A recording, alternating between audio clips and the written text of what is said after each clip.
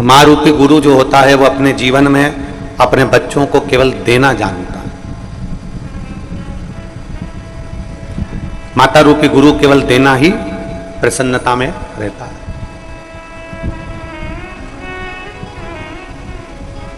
पहले नंबर पर है मां। कल हमने कथा में कहा तो कई लोगों ने कहा कि आप अपने व्यासपीठ से बोल दिए कि गुरु बनाना है तो अपने माता पिता को बना लो। गुरु बनाना है तो अपने किसी घर के सदस्य जो क्रोध से छूटा हुआ हो, अहंकार से छूटा हुआ हो, आसक्ति से छूटा हुआ हो, उसको बना लो।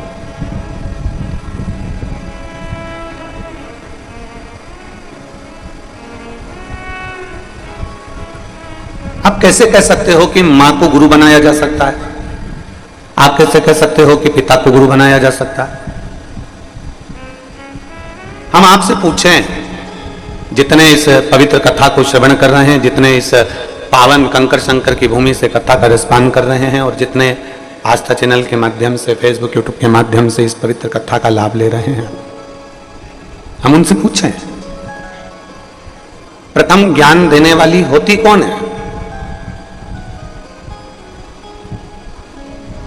आपको बोलना सिखाता कौन है? जन्म के समय पर भले मां आपके कानों में गुरु मंत्र ना दियो, जन्म के समय पर भले मां आपके कानों में आकर कोई मंत्र प्रदान ना करी हो, पर संसार की पूरी माताएं, संसार की मां एक पहले नंबर का गुरु होती है, जो अपने बच्चे का हाथ पकड़कर उसको स्लेट पर लिखना भी सिखाती है और उसको बोलना भी सिखाती है। प्रथम है।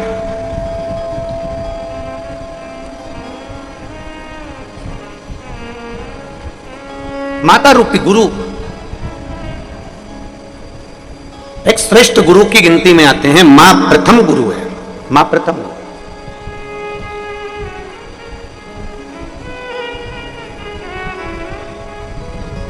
पहले नंबर का अगर कोई गुरु संसार में आपका हाथ पकड़कर लिखने की और लिखाने की सामर्थ्यता रखता है, पहले नंबर का गुरु यदि आपके कानों में भले मंत्र ना दिया हो, पर आपकी वाणी से माँ और पिता, पापा खिलाने की सामर्थ्यता रखता है, दादा दादी बुलवाने की सामर्थ्यता रखता है, तो केवल एक मां रूपी गुरु ही हो सकता है, बाकी का कोई।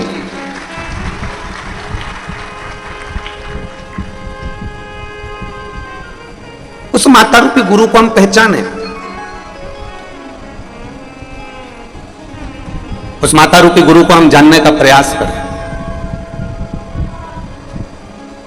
और जिस दिन हम माता रूपी गुरु को पहचान जाएंगे, जिस दिन हम पिता रूपी गुरु को पहचान जाएंगे, हम भटकना अपने आप छोड़ देंगे।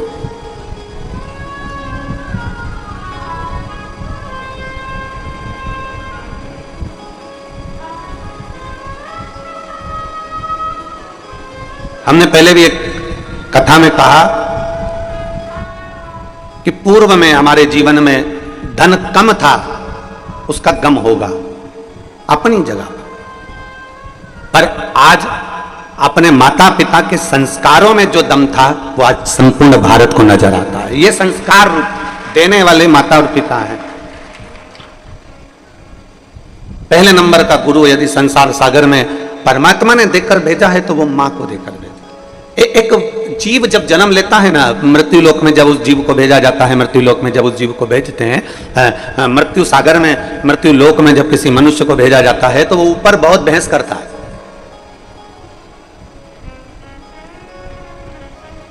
बहुत बहस करता है वो ऊपर। वो कहता है कि मैं नीचे कैसे जाऊं, मुझे तो चलना भी नहीं आता, मुझे खाना नहीं आता, मुझे सोना नहीं आता, मुझे जागना नहीं आता, मुझे कुछ भी नहीं आता, तो मैं मृत्यु लोक में जाऊं तो जाऊं कैसे, मैं जाऊं कैसे?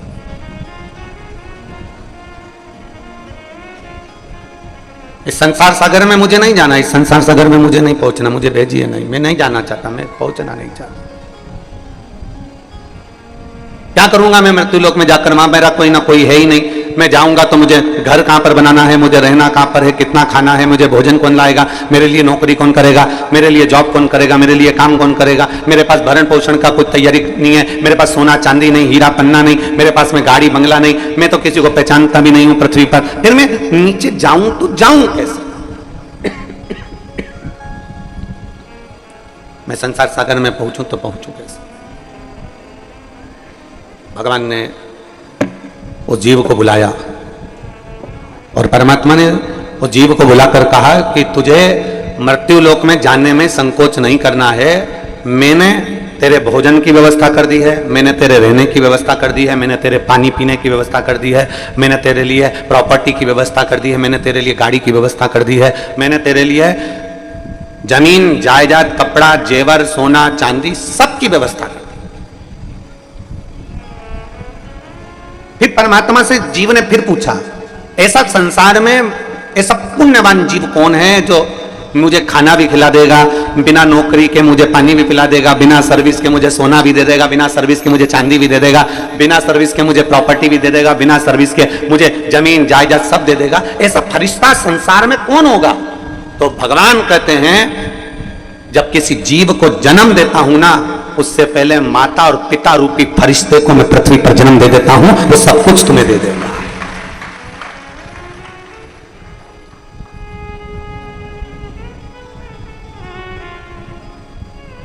सब कुछ। द्रौपदी का जब चीर खींचा रहा था, द्रौपदी का जब चीर खींचा जा रहा था तो बिलख रही थी, रो रही थी, अपने पतियों को देखकर रो रही थी।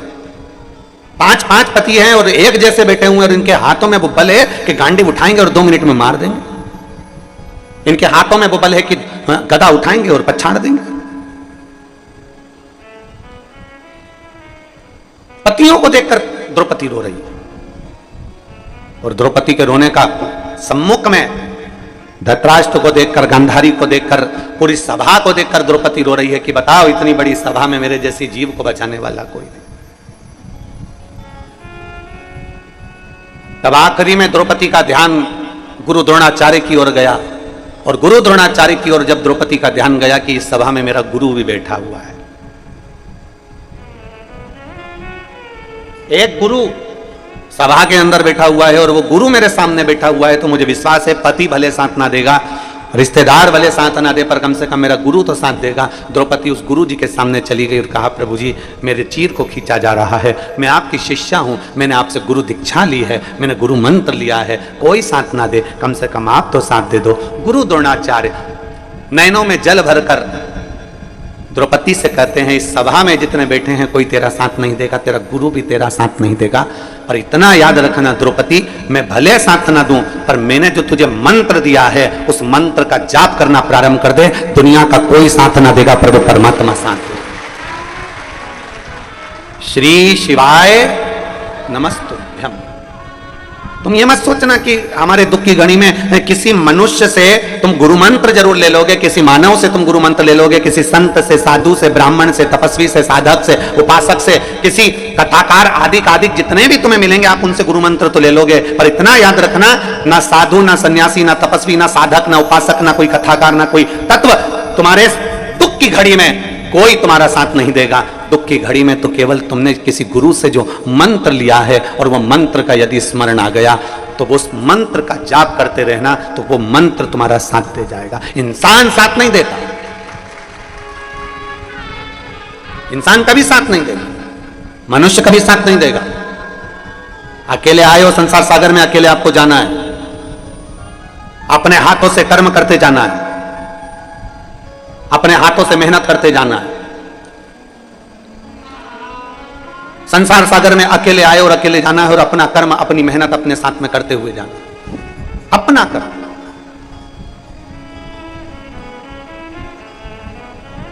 पर हमारी आदत ये हो गई है कि हम दुनिया के आश्रित हो गए, आश्रित।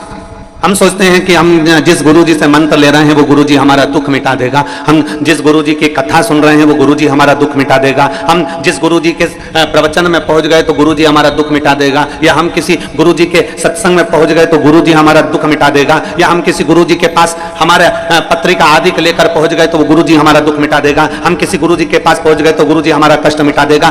कष्ट गुरु नहीं मिटाता, कष्ट मिटाने वाला आपका कर्म होता है।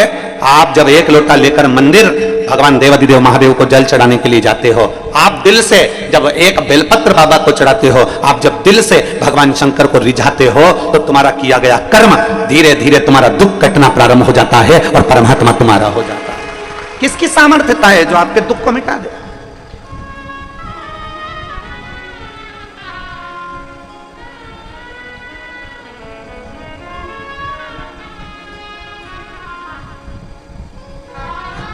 रामकृष्ण परमहंस जी को, स्वामी विवेकानंद जी के गुरु को बहुत बड़ी बीमारी हो गई थी, कैंसर जैसा रोग हो गया था, कैंसर जैसा रोग। नरेंद्र ने कहा, स्वामी विवेकानंद जी बोले, ए गुरुदेव, आपको इतनी बड़ी बीमारी हो गई, इतना बड़ा रोग हो गया है, मां शारदा, मां दुर्गा आपके कहने पर आपसे बात करने के लिए आती है, तो गुरुदेव आप मां शारदा से क्यों नहीं कहते कि मेरा ये रोग समाप्त कर दे? जब इतनी बड़ी बीमारी आपको हो गई है तो मां शारदा से क्यों नहीं कहते?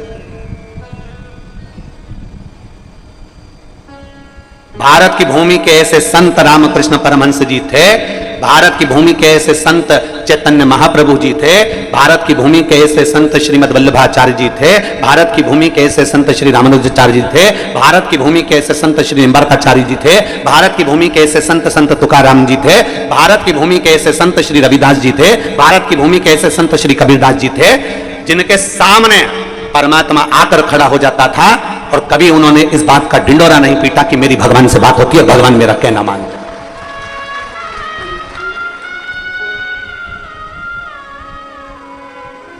आज के जमाने में अगर भगवान सपने में भी दिख जाए ना तो लोग माइकों पर डोंडे पीट पीट के कहते हैं, कल रात्रि को मुझे वो दिखे थे और उन्होंने ऐसा कहा था।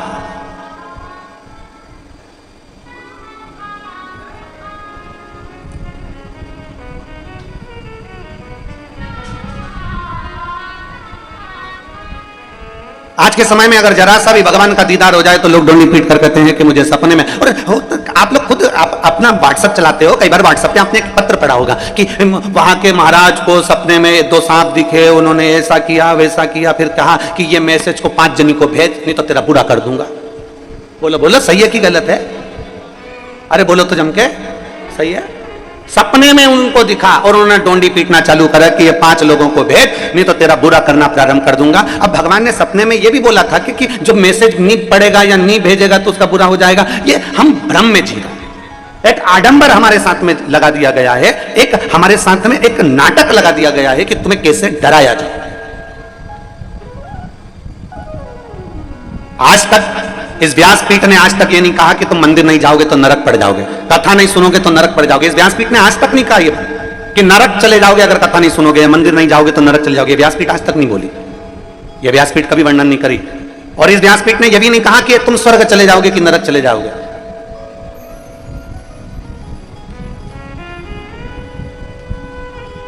क्योंकि जिंदा व्यक्ति वहां तक जाता नहीं है और मरने के बाद कोई बताने आता नहीं है।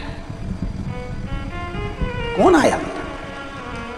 जिंदा व्यक्ति वहां तक जाता नहीं है और मरने के बाद कोई बताने आता नहीं है कि मुझे एसी का रूम मिला कि डनलप का गद्दा मिला, मुझे कैसा भवन मिला, कैसा भोजन मिला, चांदी की थाली में भोजन मिला, कि बहुत सारी अप्सराएं मुझे पंखा झेल रही थी, कि मुझे बहुत सुंदर रथ में बिठाया गया, सिंहासन पर बिठाया गया, मुझे बहुत सारा भोजन कराया गया। ये कोई बताने के लिए संसार में नहीं आया। वापिस आकर किसी ने नहीं बताया कि मैं नरक में मैंने ये देखा कि स्वर्ग में मैंने ये देखा, कोई बताने वाला नहीं था।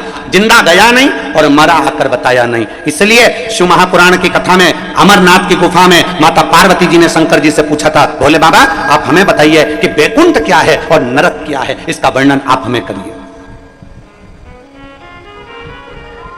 अमरनाथ जी की गुफा में माता पार्वती जी भगवान शिव से कहती हैं कि आप हमें बताओ नरक और स्वर्ग का भान क्या है। शंकर भगवान ने एक शब्द में, क्योंकि शंकर आडभंगे हैं, शिव आडंबर नहीं जानते, शिव दिखावा नहीं जानते, उन्होंने एक शब्द में सारी बात को समाप्त कर दिया। पार्वती जी कहती हैं आप हमें बताओ स्वर्ग और नरक का भेद क्या है। शंकर भगवान ने कहा, पार्वती संसार में रह रहे हो, घर में रह रहे हो, परिवार में रह रहे हो, भर पेट अगर भोजन कर रहे हो, अच्छे कपड़े पहन रहे हो, अच्छे मकान में रह रहे हो, सब घर के लोग तुम्हारा कहना मान रहे हैं, तुम्हारी इज्जत तुम्हारे घर में है और तुम्हारे मांग में सिंदूर, हाथ में चुड़ला, पांव बिछोड़ी और बड़े प्रेम से आनंद के साथ आप अपनी जिंदगी जी रहे हो। आप बुजुर्ग भी हो गए तो घर के पोता पोती आपका सम्मान कर रहे हैं, घर के लोग आपका आदर कर रहे हैं। सुनो पार्वती, घर में भर पेट भोजन कर रहे हो, अच्छे से सो रहे हो, भरचक नींद हो रही है, अच्छी जिंदगी जी रहे हो, तो ये समझ लेना कि तुम स्वर्ग में निवास कर रहे हो, यही स्वर्ग पृथ्वी पर है।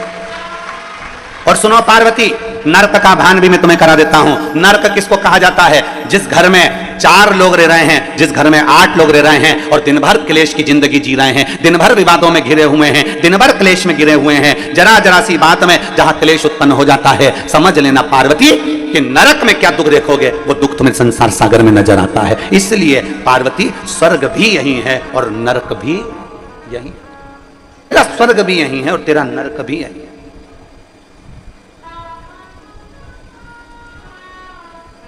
गुरु होता ही जीवन में ऐसा है कि वो आपको स्वर्ग और नरक का दर्शन पृथ्वी पर कराने का प्रयास करेगा। ऊपर की किसने देखी साहब? द्रौपदी से कह दिया गुरु द्रोणाचार्य ने, उस प्रभु का जाप कर, प्रभु का जाप करो, प्रभु को भजो। गुरु द्रोणाचार्य ने यह नहीं कहा कि मेरे चरण पकड़कर बैठ जा, गुरु द्रोणाचार्य ने यह नहीं कहा कि मेरे चरणों में आकर बैठ जा।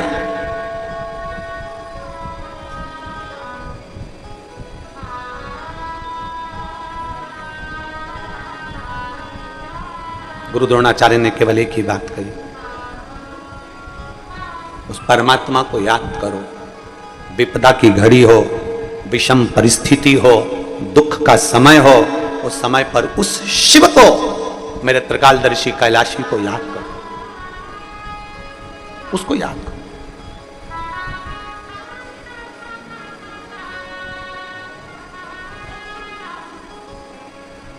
और जिस दिन आपने मेरे देवादिदेव महादेव का स्मरण कर लिया दुख के समय में, तकलीफ की घड़ी में, उस दिन शिव आपके सम्मुख में होगा, शंकर आपके पास में, शिव।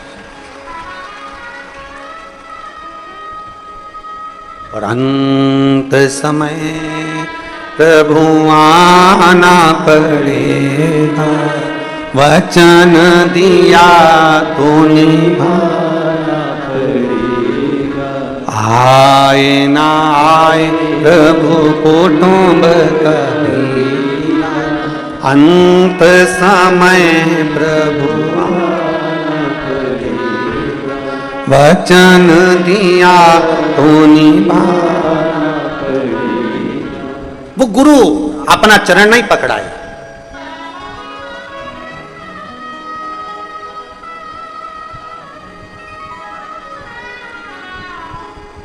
उस गुरु ने अपना चरण नहीं पकड़ाया, गुरु द्रोणाचार्य ने पकड़ाया तो गुरु मंत्र पकड़ाया, पकड़ाया तो गुरु का द्वार पकड़ाया।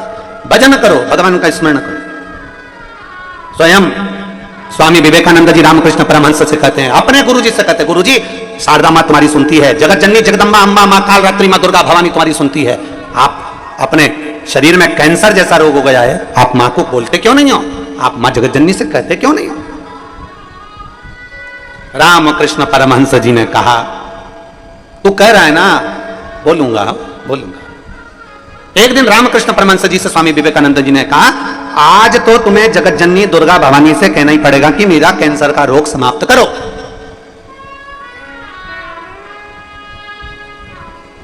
कमरे में बंद कर दिया रामकृष्ण परमहंस जी ने दरवाजा, बैठ गए। स्वामी विवेकानंद बाहर बैठे हुए थे, उनको लगा आज मेरे गुरुजी बोलेंगे मां से। मां शारदा सामने प्रकट हो गई। जगत जननी दुर्गा भवानी ने रामकृष्ण परमहंस से पूछा, बेटा ए बाबू, रामा, रामकृष्ण, ए बाबू। रामकृष्ण परमहंस जी नेत्र बंद कर कर बैठे थे, आंखों से नीर बह रहा था। स्वामी विवेकानंद बाहर बैठे हुए इंतजार कर रहे हैं, आज मेरे गुरु की बीमारी ठीक हो जाएगी। आंख से आंसू बह रहे रामकृष्ण परमहंस के। और मां जगत जननी ने पूछा, बाबू तू रो रहा है? बाबू तेरी आंख में चले? रामा, ए रामकृष्ण, ए बाबू, तेरी ये शारदा ने, तेरी ये मां ने आज तक तेरी आंख में आंसू नहीं देखे हैं, आज तू रो रहा है। रामकृष्ण परमहंस जी ने कहा, मां आज एक शिष्य के लिए गुरु आपसे बात करने आया है। शिष्य कहता है कि मेरी बीमारी समाप्त हो जाए, पर मां, वो तो शिष्य है, गुरु का भला सोचता है। पर मां, मैं तो इतना कहना चाहता हूं, अगर आज मैं अपने कर्म का भोग नहीं भोगा तो मुझे दूसरा जन्म लेकर फिर भोगना पड़ेगा, फिर भोगना। मां, मेरे भाग्य में जो दुख लिखा है वो तू देते रहना मना नहीं है, पर मां इतनी कृपा करना कि तेरी भक्ति में मेरा मन लगा रहे और मेरी बीमारी का भी मुझे भान ना हो, बस इतनी करुणा कर देना। दुख आएगा, तकलीफ आएगी, कष्ट आएगा, बीमारी आएगी। ऐसा कोई संसार में नहीं जन्मा जिसकी जिंदगी में तकलीफ नहीं आई, ऐसा कोई जिंदगी में नहीं जन्मा जिसके जीवन में दुख नहीं आया। ऐसा कोई बड़े से बड़ा महात्मा हो चाहे छोटे से छोटा व्यक्ति हो, जिंदगी में ऐसा कोई नहीं जन्मा जिसकी जिंदगी में तकलीफ या दुख या कष्ट नहीं आया। बस उस दुख की घड़ी में आप परमात्मा पर एक लोटा जल चढ़ाते रहो, महादेव को एक लोटा जल चढ़ाते रहो, जिससे वो दुख की घड़ी निकलती चली जाए। तुम्हारा ध्यान उस दुख में ना जाए, तुम्हारा ध्यान उस तकलीफ में ना जाए। एक पत्र आया है, उस पत्र में एक माँ ने लिखा कि मेरी बेटी की आंख के नीचे एक छोटी सी सफेद लाइन हो गई। बेटी का जीवन, लड़की का जीवन, मेरी बेटी की आंख के नीचे सफेद लाइन हो गई। सफेद लाइन जब आंख के नीचे रही तो धीरे धीरे धीरे धीरे वो सफेद सफेद सफेद करते करते पूरा चेहरा उसका सफेद होने लगा, बीमारी फैल गई। उसने पत्र में लिखा, जरा देखिएगा।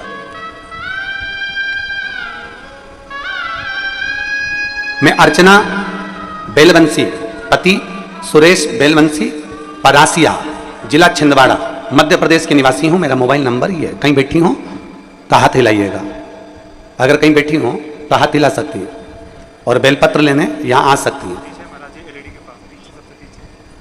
हाँ जी, दिख गया। बेटी आई है क्या साथ में? आई है, ले आओ इसको, बेलपत्र लेकर जाओ। जाओ। मैं अर्चना बेलवंशी, पति सुरेश बेलवंशी, परासिया, जिला छिंदवाड़ा, मध्य प्रदेश की निवासी हूं। मेरा मोबाइल नंबर यह है। मेरी बेटी आंशिका बेलवंशी, उम्र 5 वर्ष है। उसकी आंख के नीचे सफेद दाग हो गया और उसके चेहरे पर पूरा दाग फैलता चले गया और पूरा चेहरा उसका धीरे धीरे सफेद होने लगा। 2023 में हमने डॉक्टर को दिखाया। जितना जितना उसको दिखाते गए वैसे वैसे उसके शरीर पर वो बीमारी फैलती चली गई। अब बेटी का जीवन है गुरुजी, कैसे इस बीमारी को देख लें। तब मेरे मम्मी पापा, ममता रकोशिया, पिताश्री अमित लाल रकोशिया जी के कहने पर मैंने पहली बार आपकी कथा टीवी पर सुनना प्रारंभ करी। आपको आज तक मैंने टीवी पर कथा नहीं सुनी थी, आज तक आपको देखा नहीं था, आज तक आपसे बात नहीं हुई। पहली बार कथा मैंने टीवी पर देखी और आपने कहा कि पूर्णिमा की रात्रि को गाय जब बछड़े को दूध पिलाती है तो उसके मुंह में फेन आ जाता है, उसको चम्मच में निकाल लो और उस फेन को शरीर पर लगाकर उसको चंद्रमा की रोशनी में रखिए और रुद्राक्ष का जल शिव जी को चढ़ाकर उसको पिलाइए। हमने बेटी को शंकर जी के मंदिर भेजना चालू कर दिया। मेरी बेटी देखकर रोती थी कि मेरा चेहरा कैसा हो गया, मेरा शरीर कैसा हो गया। तब हमने अपनी बेटी से कहा, उस पर भरोसा रख, बाबा को एक लोटा जल चढ़ाती रहे, मंदिर की सफाई करती रहे। और बाबा का क्या गुणगान करूं गुरुदेव, मेरे बाबा तो शंकर हैं और मैं क्या कहूं, आपकी वाणी में केवल शिव पुराण नहीं है, शंकर खुद वाणी से ऐसा लगता है कि बोलता है। बाबा आज मेरी बेटी पूरी तरह से ठीक हो गई, उसका चेहरा वापस वैसा की वैसा हो गया और उसका रोग समाप्त हो गया। मैं बाबा को प्रणाम करने के लिए एक शिव तत्व की प्राप्ति, एक शंकर उघड़ी की प्राप्ति।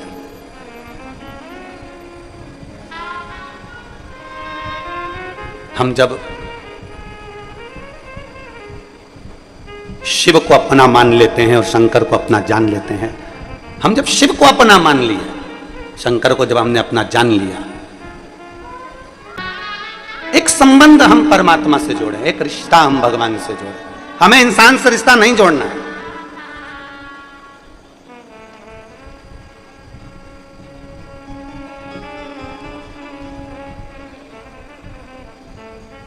याद करो जगत गुरु शंकराचार्य जी का वो समय, 14 वर्ष की आयु में जगत गुरु शंकराचार्य जी जब पूरे विश्व में शिव का डंका बजा रहे थे,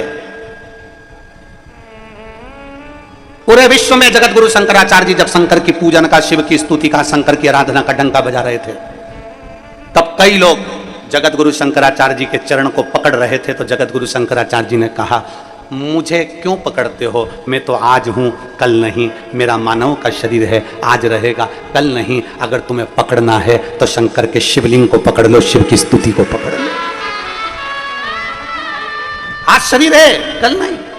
14 वर्ष के जगत गुरु शंकराचार्य जी अपनी वाणी में कहते हैं, मुझे नहीं पकड़ना, पकड़ना महादेव को, मुझे नहीं पकड़ना, पकड़ना शंकर को, मुझे नहीं पकड़ना, शंकर पकड़ना है शिव को, मुझे नहीं पकड़ना, पकड़ना है शंकर के दरवाजे को। हमसे कोई संबंध आपका नहीं है, संबंध परमात्मा से बनाइए। असली गुरु जो होता है ना, एक सही गुरु जो होता है ना, वो आपको यही मार्ग बताएगा। हमारे पास में नहीं, हमारे चरण पकड़ना नहीं, पकड़ना तो मेरे देव अधिदेव महादेव के चरण पकड़ना। जब दुख की घड़ी आएगी तो वो परमात्मा तुम्हारा साथ देगा। और अंत समय प्रभु आना पड़ेगा, वचन दिया तो निभाना पड़ेगा। आए ना आए प्रभु कुटुंब कबीरा, अंत समय प्रभु आना पड़ेगा, वचन दिया तो निभाना पड़ेगा। अंत समय प्रभु आना पड़ेगा। एक शिव पर भरोसा करिए, एक उगड़ी पर भरोसा करिए। मां शारदा कर रही है, मां जगतजननी दुर्गा भवानी कर रही है, मां आद्य शक्ति कर रही है। रामा तेरी आंख में चले, ए बाबू क्यों रो रहा है, क्यों रो रहा है? रामकृष्ण परमहंस जी कहते हैं, मां बस एक आस ले लिए बैठा हूं, एक आस। क्या आस है तेरी, बोल। रामकृष्ण परमहंस जी कहते हैं, ये जो रोग मिला है ना, बस तुम्हारी भक्ति में इतना डूबा रहूं कि ये रोग मुझे मालूम ना पड़े। शिव जी के मंदिर में जब एक लोटा जल चढ़ाने जाओ, शंकर जी से अपने मन की बात कहते समय ये जरूर कहना कि अगर दुख की घड़ी आए तो परमात्मा इतनी कृपा जरूर करना कि वो दुख मुझे याद ना आए, तेरी भक्ति में इतना रमा रहूं, मैं तेरे भजन में इतना रमा रहूं, मुझे याद ना आए ये सब, ये दुख मेरे सम्मुख में याद ना आए।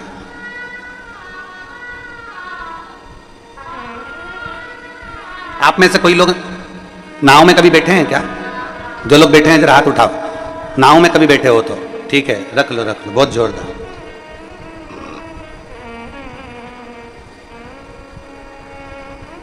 पतवार देखिए, नाव खेने वाली, अरे बोलो तो जम के, देखिए कितनी होती है? 2। एक क्यों नहीं होती? अगर एक पतवार से नाव को खेओगे, नाव पार उतर जाएगी क्या? वहीं की वहीं गोल गोल गोल गोल घूमती रहेगी, पार नहीं उतरेगी। उसी तरह मेरे वो घरदानी मेरे शंकर भगवान माता पार्वती को अमरनाथ की गुफा में बैठकर कहते हैं, पार्वती सुख और दुख ये 2 पतवार है, और ये 2 पतवार नाव में लगी रहती है। उसी तरह संसार सागर में जो जन्म लेता है उसको सुख और दुख की 2 पतवार पकड़ाई जाती है। अगर एक पतवार दी जाए तो वो वहीं गोते लगाता रहता है। ये 2 पतवार ऐसी होती है जो व्यक्ति को मंजिल तक पहुंचा देती है, मंजिल तक पहुंचाती है। केवल सुख सुख मिल जाए ना, केवल अच्छा ही अच्छा मिल जाए, गुलाब जामुन खाने को मिल जाए तो दांत सड़ जाते हैं, अगर पेड़ा ही पेड़ा खाने को मिल जाए तो दांत सड़ जाते हैं। अभी तुम रोज भोजन कर रही होगी, उसमें नुक्ती, मिक्सचर, खिचड़ी, रोटी, सब्जी सब मिल रहा होगा। तुम एक दिन विचार करना कि मुझे तो नुक्ती नुक्ती खाना है, बूंदी बूंदी खाना है, तो थोड़ी देर बाद रुमाल ऐसा रख के कथा में बैठी रहोगी। अब कोई तुमसे पूछे क्यों हुआ क्या? नुक्ती पेट में भी दुखती और दांत में भी दुखती। अब कोई पूछे तुमसे कि तू ये दांत पर मुंह पर ये कपड़ा लेकर क्यों बैठी है, तो कहे बस आज मेरे दांत में बहुत दर्द हो रहा है, आज मेरे को थोड़ा पेट में भी बहुत दर्द हो रहा है, बार बार ऐसा लग रहा है कि मड़ोड़ उठ रही है बार बार। तो कोई पूछेगा क्या खाया था, तो कि खाने को तो रोटी भी थी, खिचड़ी भी थी, 2 चीज थी। अगर ज्यादा कहीं तबीयत मबीयत गड़बड़ हो तो खिचड़ी खा लो, और अगर अच्छे दमदार हो तो रोटी निपटा लो। पर मेरी भी बुद्धि मारी गई थी, अकेली में जोरदार अच्छी कुरकुरी सी नुक्ती थी, वो निपटा गई। अब मुझे क्या मालूम था कि नुक्ती पेट में दुखती, अब मुझे क्या मालूम था, मेरे को तो लगा कि अच्छी है।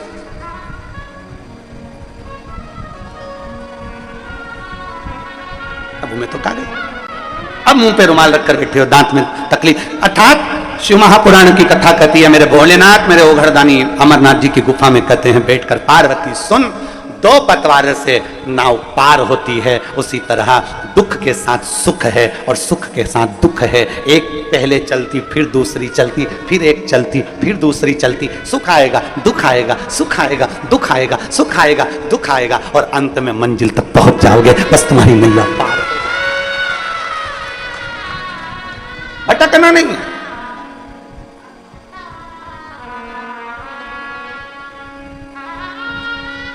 भटकना नहीं। अगर हम इस सुख दुख की नाव में सवार हैं, मंजिल तक पहुंचना है तो परमात्मा का, रामकृष्ण परमहंस जी से मां जगत जननी करी, मांग तुझे क्या चाहिए, आज मेरा दिल प्रसन्न है क्योंकि तेरे शिष्य ने तेरे लिए सोचा है, तो बोल तुझे क्या चाहिए। रामा बोल दे, रामा हे बाबू मुंह से बोल तो सरी। रामकृष्ण परमहंस जी कहते हैं मां आज एक इच्छा है मेरी, वो तू पूरी कर देना। मां कौन सी इच्छा है, बोल रामकृष्ण परमहंस। मां पूछ रही है कौन सी इच्छा, तब स्वामी विवेकानंद जी का स्मरण आया और रामकृष्ण परमहंस जी ने कहा मां इतना जरूर करना, जब मेरे अंतिम क्षण हो, प्राण छूट रहे हो मां, तब तेरी गोद में मेरा सिर रखा हुआ हो और मैं अपने धाम को चला जाऊं। बस इतनी क्या कर?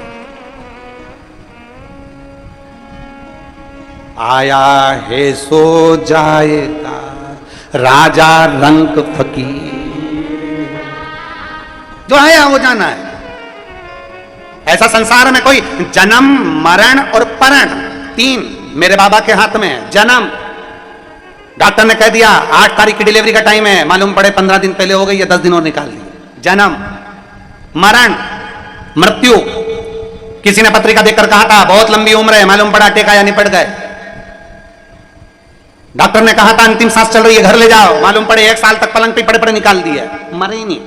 4 बार गीता जी सुना दी, 3 बार गोबर लिप के नीचे सुला दिया, मालूम पड़े फिर सांस चल गई, फिर उठा के पलंग पे लेटा दिया, निपटी नहीं, मरे ही नहीं। जन्म मरण परण विवाह शादी।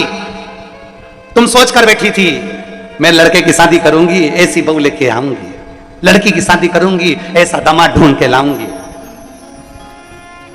अब हम क्या बोलें तुमको, तुम सब अच्छे से जान रही होगी तुम्हारे घर में कैसी आई है और कैसे दामाद और कैसे सब मिले हैं, ये तुम सब जानते। कितना कितना सोचा था, कितना कितना विचार कर रहा था, कितना कितना मन में सोच कर बैठे थे।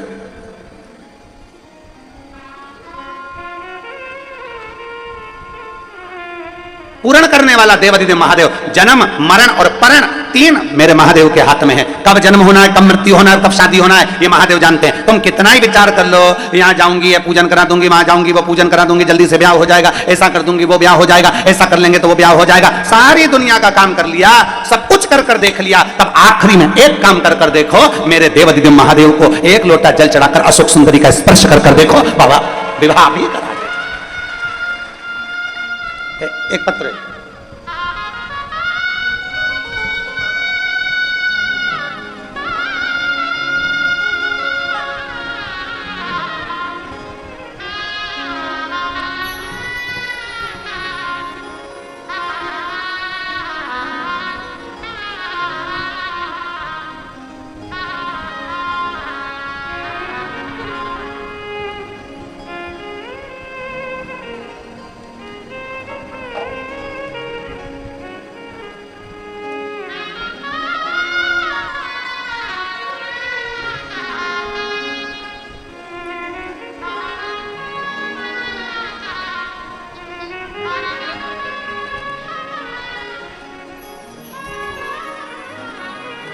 सुमित बालाजी कांवले लातूर से हैं, कहीं बैठे हो तो हाथ हिला सकते हैं। आप ही हैं? श्री शिवाय नमस्तुभ्यं। बेटा आया है जिसकी नौकरी लगी, वो नहीं आया, आ जाओ एक बेलपत्र लेकर चले जाओ। आइए, हम लातूर से आए हैं, आपको कहना चाहते हैं मेरे बच्चे की नौकरी नहीं लग रही थी, बच्चा भगवान पर भरोसा नहीं करता था, किसी बाबा पर भरोसा नहीं करता था मेरा बच्चा। तब मैंने अपने बेटे से कहा कि तू एक बार शिव मंदिर जाना चालू कर, शंकर को एक लोटा जल चढ़ाना चालू कर। मेरा बेटा कहता है मां क्या शिवजी को जल चढ़ाने से नौकरी लग सकती है? तो मेहनत कर। वो सियोर वाला महाराज कहता है इतनी मेहनत करो और शंकर को फिर आखिरी में एक बेलपत्र उस पर शहद लगाकर बाबा को विनय कर कर जा, जरूर सफलता मिलेगी। और मेरे बेटे ने मेरा कहना माना, एग्जाम देने गया, मेहनत कर कर अच्छा लगन लगाकर और बेलपत्री पर शहद चढ़ाकर आज मेरा बेटा गवर्नमेंट में सिविल इंजीनियरिंग के पद पर नियुक्त हो गया। मैं बाबा को धन्यवाद देता हूं। यह शिव तत्व एक भीतर से एक विश्वास की जागरूकता होना चाहिए, अपने भीतर एक विश्वास की जागरूकता उत्पन्न। कहते हैं ना थोड़ी मेहनत हाथ की,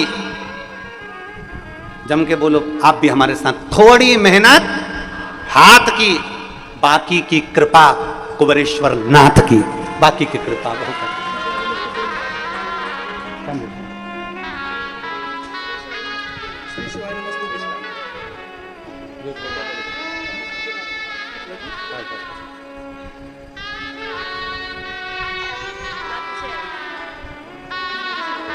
बधाई आपको। थोड़ी मेहनत, जम के बोलो जरा, हाथ की, बाकी की कृपा भोले नाथ। मेहनत आपको करना है, परिश्रम आपको करना है, संघर्ष आपको करना है, पर बाकी का जो संघर्ष करो, जो मेहनत करो, मेरे शंकर के भरोसे पर कर लो, फिर आगे बढ़ लो, मेरा भोलेनाथ आपका हाथ पकड़कर पार कर ही देगा। थोड़ी मेहनत हाथ की, बाकी की कृपा भोले नाथ की, बाकी की कृपा करने वाला वो भोले भंडारी है, भोलेनाथ।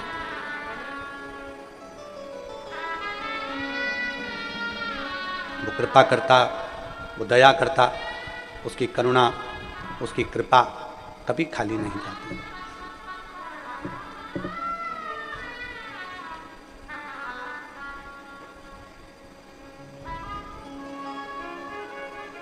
उसकी कृपा, मां इतनी करुणा जरूर करना कि अंत समय तेरी गोदी में निकले, ये कृपा है। पट खुला, दरवाजा खुला, स्वामी विवेकानंद जी अंदर आए, गुरु जी के चरण पकड़कर कहा, आज मैं बड़ा खुश हूं। रामकृष्ण परमहंस जी मुस्कुरा दिए। सच्चा संत जो होता है ना, उसके चेहरे की हंसी कभी समाप्त नहीं होती। सच्चे संत के चेहरे की हंसी कभी समाप्त नहीं होती। सच्चा जो संत होता है उसके चेहरे पर कभी क्रोध नहीं आता। सच्चा जो संत होता है उसके भीतर कभी अहंकार नहीं आता, अभिमत्ता से परे होता है। रामकृष्ण परमहंस जी मां दुर्गा से, आद्य शक्ति मां काली से, शारदा भवानी से बात करते थे, पर कभी रामकृष्ण परमहंस जी के चेहरे पर कभी भी अहंकार, क्रोध, कभी भी उनके चेहरे पर, मां स्वयं कह रही है शारदा भवानी कि आज मैंने तेरे चेहरे पर अश्रु देखे, तू तो मुस्कुराने वाला था, तू तो हंसने वाला, तू मुस्कुराने वाला, और जगत को तू प्रेरणा देने वाला कि हंसते रहो जिंदगी में, और तू आज रो रहा है। मां शारदा खुद कह रही है।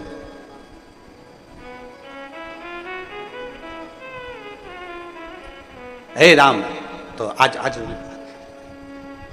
रामकृष्ण परमहंस जी, आज स्वामी विवेकानंद जी ने जैसे चरण पकड़े, मुस्कुरा रहे हैं। नरेंद्र ने पूछा, स्वामी विवेकानंद जी ने पूछा, गुरुदेव आज मैं बड़ा खुश हूं। स्वामी विवेकानंद जी ने पूछा, क्यों आज इतनी प्रसन्नता तेरे चेहरे पर है? स्वामी विवेकानंद जी, नरेंद्र तेरे चेहरे पर इतनी प्रसन्नता है, किस बात की प्रसन्नता है? क्योंकि आज मेरे गुरु का रोग समाप्त हो गया, मुझे उसकी प्रसन्नता है। आज मेरे गुरु का रोग समाप्त हो गया, मुझे उसकी प्रसन्नता है। रामकृष्ण परमहंस जी मुस्कुरा कर बोले, रे नरेंद्र, ओ नरेंद्र। रामकृष्ण परमहंस जी मुस्कुरा कर बोले, मां आई थी, मैंने बात भी करी थी, और मैंने तेरा बोल भी दिया था, शिष्य के कहने पर यहां आया हूं। पर नरेंद्र, मैंने मां से अपने रोग की मुक्ति नहीं मांगी, मैंने मां से केवल मांगा तो इतना मांगा कि मेरी दुख की घड़ी में तेरा भजन करता रहूं और वो दुख मुझे याद ना आए, बस इतनी कृपा कर देना। ऐसा कौन जिसके जीवन में दुख ना आए? ऐसा कौन जिसके जीवन में तकलीफ ना आए? ऐसा कौन जिसके जीवन में कष्ट ना आए? तुम कितना बड़ा भी अगर मिनिस्टर है, कितना बड़ा भी मंत्री, संतरी, कलंतरी, कितना बड़ा भी पदाधिकारी, चाहे वो बड़े से बड़े अहदे पर बैठा हो, चाहे वो कलेक्टर हो, एसपी हो, चाहे वो आईएएस ऑफिसर बनकर बैठा हो, चाहे कितने बड़े भी अहदे पर बड़े से बड़ा ऑफिसर बनकर बैठा हो, चाहे बड़े से बड़ा मिनिस्टर बनकर बैठा हो, चाहे एक छोटे से छोटा गरीब से गरीब व्यक्ति से लेकर बड़े से बड़ा साधु संत सन्यासी तक क्यों ना है, उसकी जिंदगी में भी दुख आता जरूर है। क्योंकि जो जन्म लेता है उसको दो पतवार पकड़ा कर भेजा जाता है, दो हाथ देकर भेजा जाता है कि ये दो पतवार सुख और दुख की है, इस पतवार से तुम्हें पार होना है। सुख भी आएगा, दुख भी आएगा, सुख में भूलना मती और दुख में शंकर को कभी भूलना मती, बस इतना याद रख ले।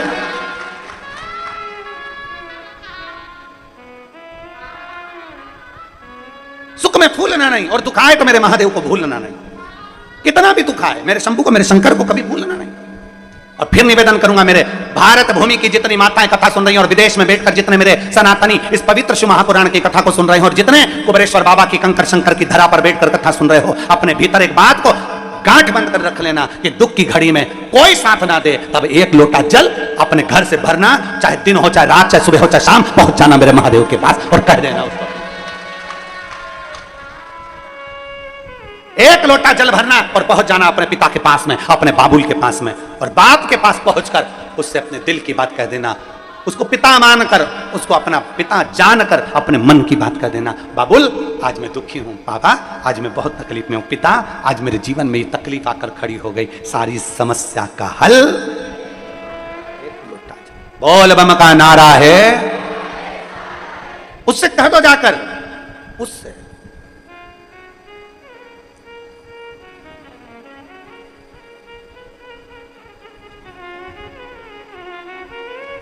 और जब कहोगे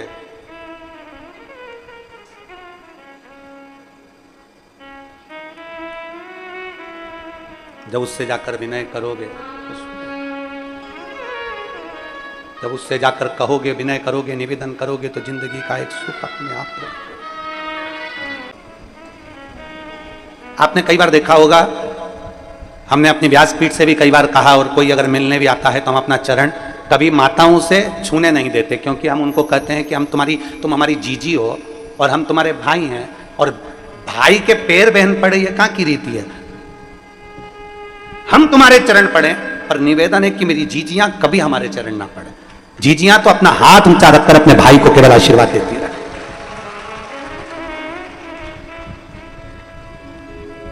और अगर चरण पकड़ना है तो किसी संसार के लोगों के नहीं, चरण पकड़ना है तो किसी संसार के व्यक्ति के नहीं। अपने सास ससुर के चरण पकड़ो, अपने पति के चरण पकड़ो, अपने माता पिता के चरण पकड़ो, और चरण पकड़ना है तो मेरे महादेव के चरण पकड़ दो, इसके सिवा किसी के मत।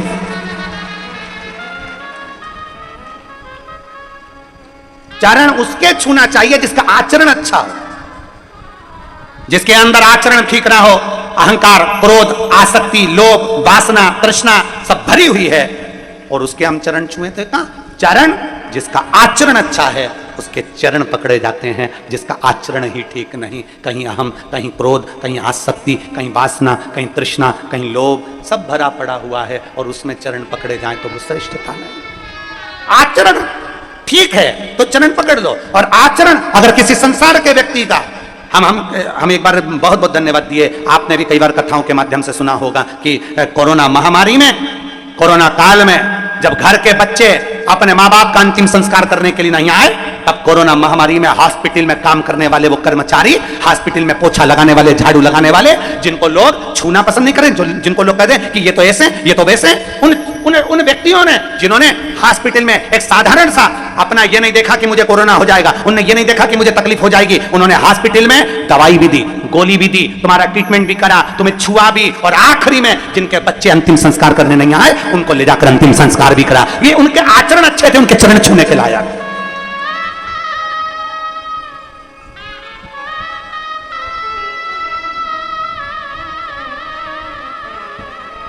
जिनके आचरण ही अच्छे नहीं, उनके क्या चरण छुए? अरे हॉस्पिटल में जाओ तो सबसे पहले वो सेवादारों को धन्यवाद दो कि तुम इस हॉस्पिटल की पूरी सफाई करते हो। हॉस्पिटल में जाओ, चिकित्सालय में जाओ तो उन सेवादारों को धन्यवाद दो कि तुम हॉस्पिटल में सफाई करते हो। जिस रोड पर कोई घूमना पसंद नहीं कर रहा था कोरोना महामारी में, उसमें पुलिस प्रशासन का एक एक कर्मचारी चौराहे चौराहे पर ड्यूटी दे रहा था। क्या उनके बच्चे नहीं थे? क्या उनकी पत्नी नहीं थी? क्या उनके माता पिता नहीं थे? पर एक एक पुलिसकर्मी ने चौराहे पर खड़े होकर सेवा दी है। धन्यवाद देना उन पुलिसकर्मियों को जिन्होंने अपनी ड्यूटी को सही मायने में निभाया है। साधुता इनको दीजिए। जिसका आचरण ठीक ना हो उसके चरण भी मत छुओ। व्यासपीठ भी ये कहती है, आप आचरण अच्छे नहीं है, चरण ना छुए। जिसका आचरण अच्छा है उसके चरण पकड़ लीजिए, उसके चरण पकड़। अपने अंदर अहंकार इतना भर लिया, अपने अंदर क्रोध भर लिया, अपने अंदर आसक्ति भर ली, अपने अंदर तृष्णा भर ली। एक बच्चा अपने दादाजी से पूछा, दादाजी ओ दादाजी। दादाजी बोले, हाँ रे बोल। बोल क्या है रे? तो दादाजी से कहा, दादाजी पापा जब भी ड्यूटी पर से आते हैं तुम अपना लेक्चर देना चालू कर देते। पापा ड्यूटी पर से आए और तुमने अपना लेक्चर देना चालू कर। दादाजी ने कहा, मैंने क्या लेक्चर दिया रे? अपनी बाप की वाणी बोल रहा है, एक तो तू भी अपने बाप पर गया। तो पोता बोला, बाप पर तो जाऊंगा, उन्हीं की तो औलाद हूं। मैंने क्या बोला कि दादाजी पिताजी जब भी ड्यूटी से आते हैं तुम लेक्चर देना चालू कर देते हो। गुस्सा मत करे कर, क्रोध मत करा कर, अहंकार मत कर, क्रोध मत कर, क्रोध मत कर, क्रोध मत कर। ये बार बार तुम्हें बोलना चाहिए क्या? अपने अंदर गुस्सा नहीं रखना, अपने अंदर क्रोध नहीं रखना, अपने अंदर अहंकार नहीं रखना। तो इतने में पोता बोला, दादाजी क्या नहीं रखना है, उसमें रखने से क्या होता है? इतने में दादाजी भी चतुर थे, उन्होंने एक झिंगुर उठाया, काकरोच, और दादाजी ने काकरोच उठाकर, झिंगुर उठाकर अपने पोते की शर्ट के अंदर डाल दिया। अब तो पोता बार बार झटका रहे, झिंगुर झिंगुर झिंगुर झिंगुर झिंगुर। अब बैठे तो उसको झिंगुर झिंगुर नजर आ रहा। अब दादाजी मुस्कुरा रहे, पोता परेशान। दादाजी ने कह दिया, ले मैंने झिंगुर निकाल दिया। झिंगुर निकालने का दादाजी ने बोल दिया, पर झिंगुर अंदर ही था, चल रहा था। तो पोता फिर बोला, दादाजी झिंगुर, दादाजी झिंगुर, दादाजी काकरोच काकरोच काकरोच। बहुत देर तक फिर दादाजी ने उसके सामने झिंगुर को निकाल कर पटका। अब बच्चा आराम से बैठा।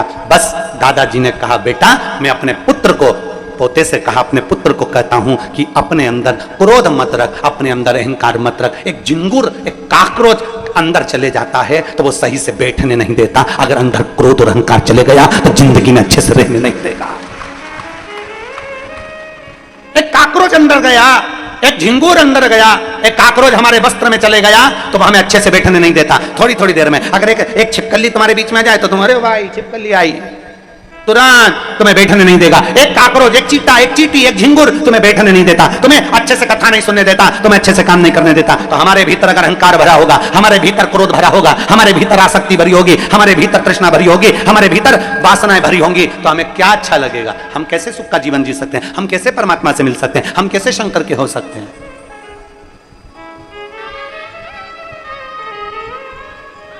कैसे? आंधियों में भी बाबा, ये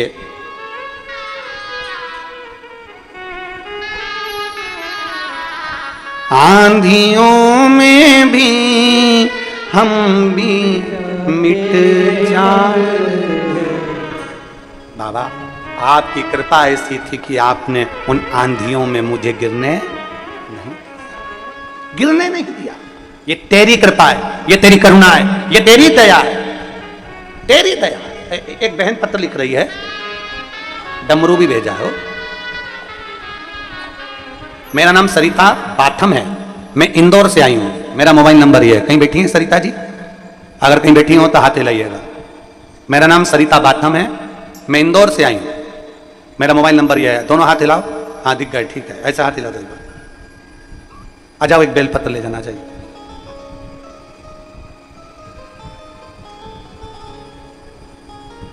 बहुत अच्छी बात लिखी है, पहली लाइन तो बहुत अच्छी लिखी। गुरुजी आपको आपकी बहन का प्रणाम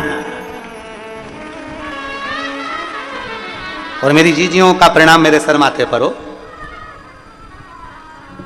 7-8 पंडाल में बैठकर मैं कथा सुन चुकी हूं गुरुजी। पक्षियों को दाना देना, पौधे लगाना, बस ये काम करती रहती हूं। 15 सालों से निरंतर पशुओं की सेवा करना। कोई का पशु का एक्सीडेंट हो जाए तो उसको संभालना, भोजन, पौधा लगाना, पक्षियों की सेवा करना, यह करती रहती।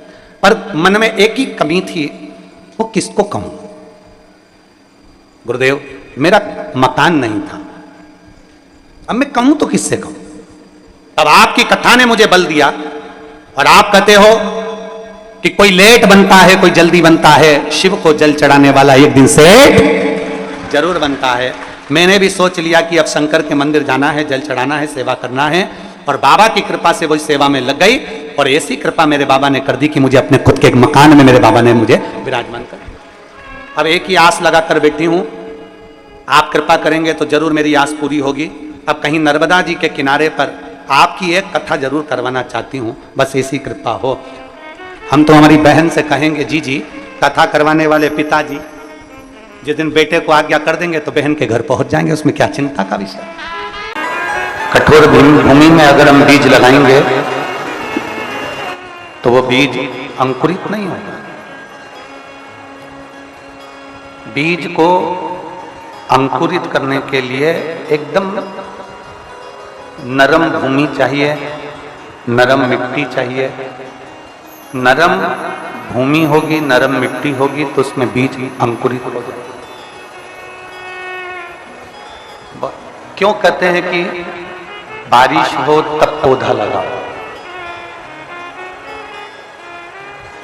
वृक्षारोपण अगर करना है, वृक्ष लगाना है तो बारिश में लगाओ। बारिश में लगाने का मतलब यह है कि मिट्टी नरम हो जाती है, मिट्टी कोमल हो जाती है। और मिट्टी अगर नरम हो गई, मिट्टी अगर कोमल हो गई तो उसमें बीज अंकुरित हो सकता है। नरम मिट्टी के अंदर, नरम भूमि के अंदर बीज को डाला गया और वो बीज अंकुरित हो गया। सोयाबीन लगाने वाले, गेहूं लगाने वाले, धान लगाने वाले, सब्जी लगाने वाले, ये सब पहले जमीन को नरम कर लेते हैं और जमीन को नरम करने के बाद फिर उसमें बीज डालते हैं। क्योंकि जमीन अगर नरम हो जाएगी तो फिर बीज को अंकुरित होने में देरी नहीं लगेगी। उसी तरह जैसे जमीन को नरम किया गया, उसी तरह जैसे जमीन को नरम करा गया तब बीज अंकुरित हुआ। आपके भीतर भी जिस दिन नम्रता आ जाएगी, आपके भीतर भी जिस दिन नम्रता का भाव आ जाएगा, आपके भीतर भी जिस दिन कोमलता का भाव आ जाएगा, आपके भीतर भी आप नम्रता को धारण कर लेंगे और शिव भक्ति का बीज यदि आपके दिल में, इस मन में रम गया तो निश्चित है कि वो भी अंकुरित जरूर होगा और शंकर को जरूर मिलेगा। शिव का मिलन कराने के लिए, शंकर का मिलन कराने के लिए हृदय की, दिल की नम्रता भी जरूर बहुत। जब हमारे भीतर नम्रता नहीं होती, हमारे भीतर नम्रता होती है, हमारे भीतर जब नम्रता नहीं होती, हम किसी के लिए अच्छा ना सोचें और ये विचार करें कि हमारा भला हो जाए, तो शिव महापुराण की कथा कहती है जिस दिन हम दूसरे का भला करने का विचार करते हैं, जिस दिन हम दूसरे का भला करने की सोचते हैं, जिस दिन हम दूसरे का भला करने का मन में भाव उत्पन्न करते हैं, उस दिन हमारा अपने आप भला होना प्रारंभ हो जाता है। देखिए, एक कथा कल अपन ने श्रवण करी है।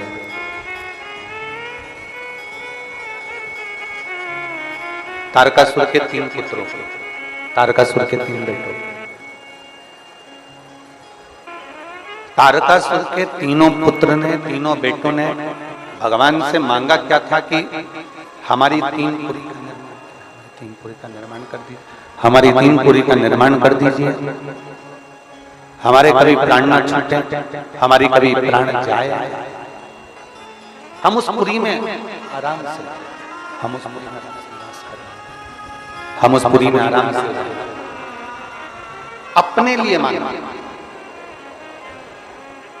मेरा घर ऐसा बन जाए, मेरा बंगला ऐसा बन जाए, मेरा परिवार ऐसा हो जाए, मेरा सत्ता ऐसी हो जाए, मेरा वैभव ऐसा हो जाए, अपने लिए। और शिव महापुराण की कथा कहती है, भगवान देवाधिदेव महादेव का चरित्र कहता है, शिव तत्व कहता है, भगवान शंकर की कथा कहते हैं। जिस दिन हमने संपूर्ण विश्व के कल्याण की बात करना प्रारंभ कर दी, जिस दिन हमने संपूर्ण जगत के उद्धार की बात करना प्रारंभ कर दी, उस दिन सबसे पहला कल्याण, सबसे पहला हित, सबसे पहला आनंद शंकर जी कहते हैं, मैं तेरा करना प्रारंभ कर देता हूं, तेरा भंडार करना। विश्व का, जम के बोलो जरा, विश्व का कल्याण, धर्म की अधर्म का प्राणियों में और विश्व का।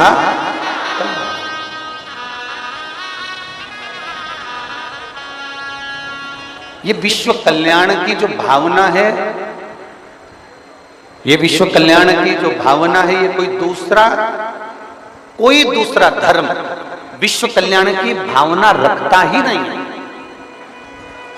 विश्व कल्याण की भावना तो केवल एक सनातन धर्म, केवल एक हिंदू सनातन धर्म ही ऐसा होता है जो जगत के कल्याण की भावना रखता है, संपूर्ण विश्व के कल्याण की भावना। सबका कल्याण, सर्वे भवन्तु सुखी। कितना सुंदर एक भाव कहा गया शिव महापुराण में, एक बड़ी सुंदर बात कही कि किसी की मदद करने के लिए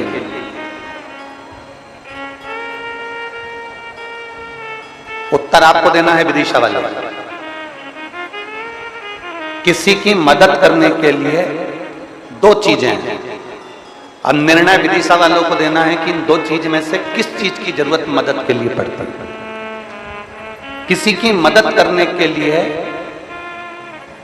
दो चीजें हैं, एक धन और दूसरा मन। ठीक है, किसी की मदद करने के लिए दो चीजें बताई गई, एक धन, दूसरा मन। अब विदिशा वाले बताएं कि किसी की मदद करने के लिए सबसे जरूरी क्या है, धन की मन? क्या जरूरी है? मन। सारे विदिशा वालों के लिए एक बार जोरदार ताली बजाओ। बहुत सुंदर उत्तर आप लोगों ने, बहुत सुंदर। जरूरी नहीं, शिव महापुराण की कथा कहती है कि ये जरूरी नहीं कि आप किसी को 5 लाख रुपए दो, जरूरी नहीं कि आप किसी को 20,000 रुपए दो, जरूरी नहीं कि आप किसी को 5 लाख रुपए दो, 2 लाख रुपए दो, 1 लाख रुपए दो, 25-50 हजार रुपए दो, ये जरूरी नहीं। केवल आप अगर उसके पास जाकर खड़े हो गए और आपने कह दिया तो चिंता मत करना, मैं बैठा हूं, आपका दिल, आपका मन आपने बड़ा कर कर उसको कह दिया कि तुझे चिंता करने की जरूरत नहीं है, मैं बैठा हूं, बस उतने में काम हो।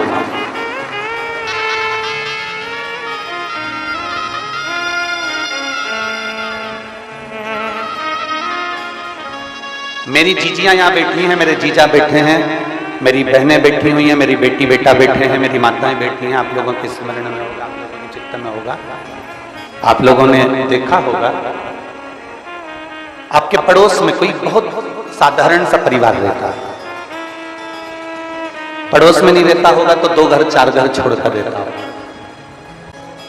4 घर छोड़कर नहीं रहता होगा तो अपनी कॉलोनी में रहता होगा, सोसाइटी में रहता होगा, वहां नहीं रहता होगा तो अपने मोहल्ले में कहीं ना कहीं रहता होगा। उसके घर में बेटी की शादी है,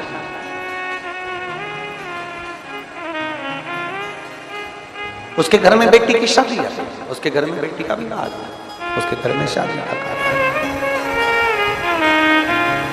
अब बहुत गरीब है, साधारण सा है, बहुत साधारण है, उसके घर में बेटी का ब्याह आ गया, उसके घर में बेटी की शादी आ गई, उसके घर में बेटी का विवाह आ गया, और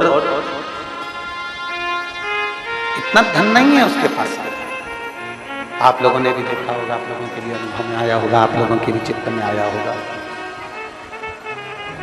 उसके पास में इतना धन नहीं है, उसके पास में इतना वैभव नहीं है, पर बेटी की शादी करना है उसको।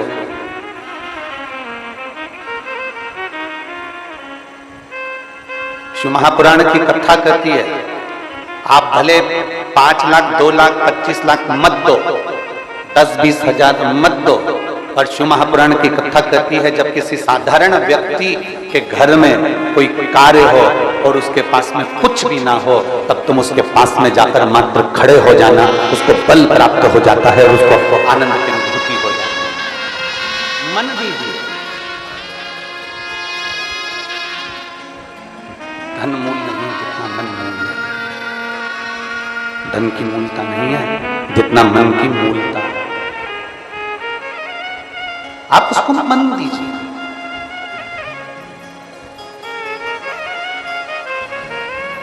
आप जितना मन दे देंगे उसको, उसके लिए खड़े रहेंगे, धन भले ना दीजिए, आपके पास का पैसा आप अपने पास में रख लो, पर एक कदम थोड़ा सा आगे बढ़ा,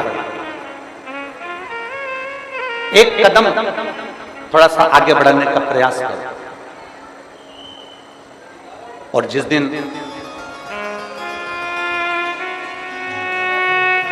आपका एक कदम आगे बढ़ेगा, उस दिन अपने आप आपको बल मिलना प्रारंभ हो जाएगा। अब देखिए,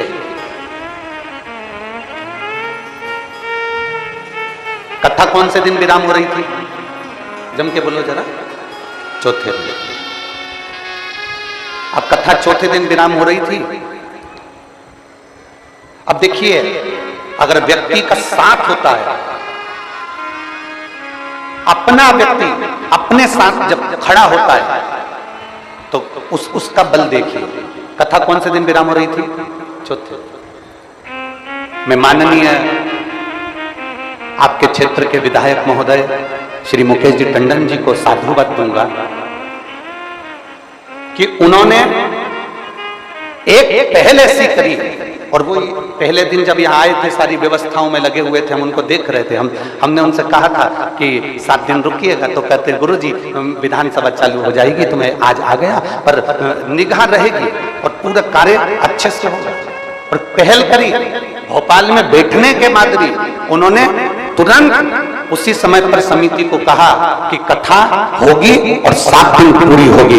ये एक विश्वास, ये भरोसा। मैं धन्यवाद दूंगा माननीय श्री प्रहलाद पटेल जी मंत्री जी को। साधुता जो आए और व्यवस्था देखकर गए, उसके बाद में उन्होंने जब जैसी सूचना मिली कि थोड़ा पानी कीचड़ हो रहा है, तो तुरंत उन्होंने वहां मंत्रिमंडल में बैठकर तुरंत कह दिया कि पटेल जी के साथ में, टंडन जी के साथ में, कि ये कथा पूरी होना चाहिए, इस कथा का आनंद होना चाहिए। एक कदम जब हमारा अपना, एक कदम जब हमारा कोई अपना आगे बढ़ाता है, तो 4 दिन की कथा भी 7 दिन में पूरी होती ही है। ये निश्चितता, इसको निश्चितता कहते हैं, इसको स्नेहता कहते हैं।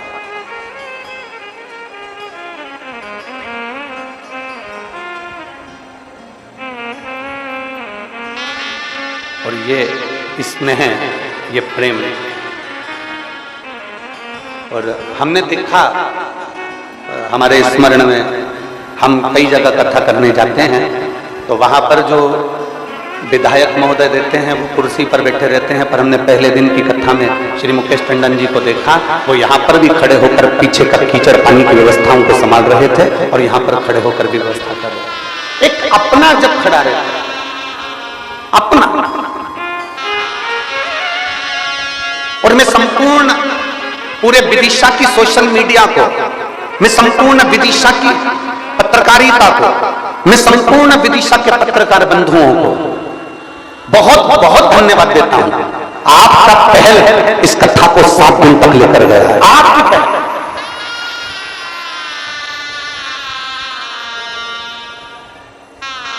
और अगर इस कथा में कहीं 2-4 अगर पत्रकार कहीं बैठे हों, तो मैं उनको आमंत्रित करता हूं कि बेलपत्र मेरे पास से लेकर जरूर जाना। अगर यहाँ पत्रकार बंधु अगर कहीं बैठे हों तो जरूर आए व्यास पे, मैं उनको आमंत्रित करता हूं। आपकी पहल, आपकी पत्रकारिता, आपका कहना, और ये विदिशा नगर को शिव महापुराण की कथा का सुख प्राप्त करा, ये एक आनंद का साधुता है। हमारा एक कदम, हमारा एक कदम, हमारा एक कदम जब आगे बढ़ता है, जब हम अपने कदम को आगे बढ़ाते हैं, क्योंकि हम साधारण नहीं हैं। सनातन धर्म सर्व जगत के सुख की कामना करता है।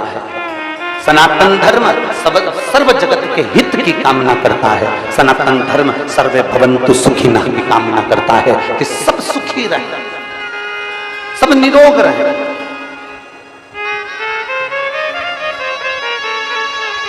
सब सुखी, सब निरोग। अपना एक कदम,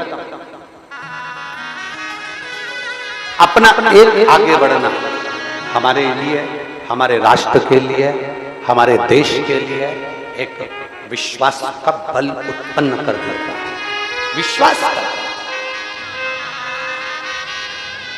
शिव महापुराण की कथा कहती है, भगवान शंकर का चरित्र कहता है, भगवान शंकर का संवाद कहता है।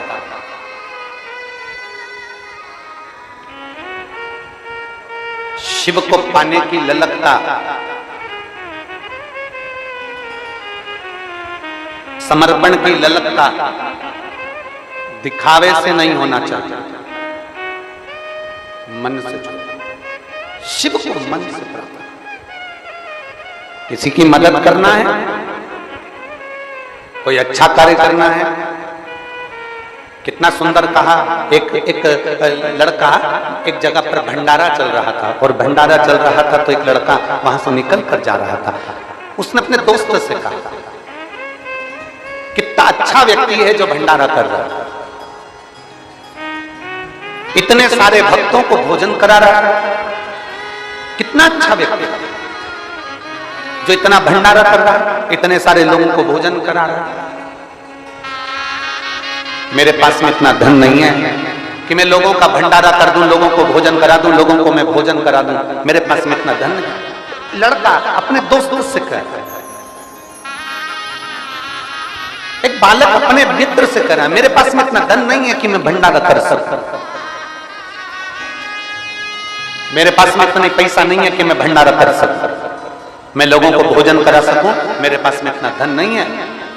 वहीं से एक शंकर का भक्त निकल कर जा रहा था, और शिव के भक्त निकल कर जाते जाता बोला, कौन कहता है कि भंडारा करने के लिए बहुत सारे पैसे की जरूरत पड़ती है?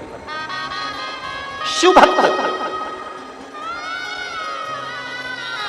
शंकर का अगर असली भक्त होगा ना तो धन की मूलता नहीं देखेगा।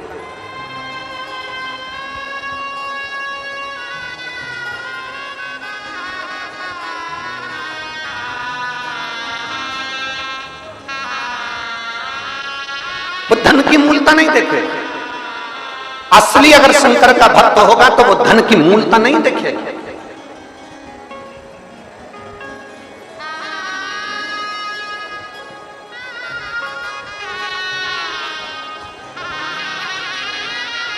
अब धन की मूलता ना दिखी जाए।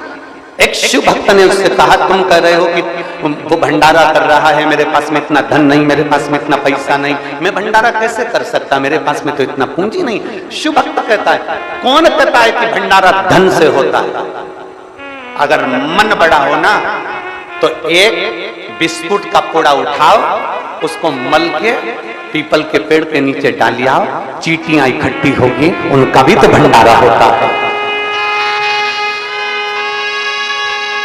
घर में थोड़ा सा आटा सेक लिया, उसमें शक्कर मिला ली, 2 चुटकी आटा पेड़ के नीचे डालकर आ गए, चींटियों ने, जीवों ने खाया, वो भी तो भंडारा है। एक थोड़ा सा अनाज हाथ में लिया, छत पर पटक दिया, चिड़िया पक्षी आए उड़कर, उन्होंने खा लिया, वो भी तो भंडारा होता है। थोड़ी सी आटे की गोलियां बनाकर नदी, सरोवर, तालाब में बेत्रवती मैया के तट पर पहुंच गए, और छोटी सी गोलियां बनाकर बेत्रवती माता के जल में डाल दी, मछलियों ने खा ली, वो भी तो भंडारा होता है। पर मछली बेत्रवती में रहेगी कब? मछली मां नर्मदा में रहेगी कब? मछली मां ताप्ती में रहेगी कब? मछली मछपरा में रहेगी कब? जब किसी पवित्र नदी में नाले का जल नहीं जाएगा तब बचेगी मछली।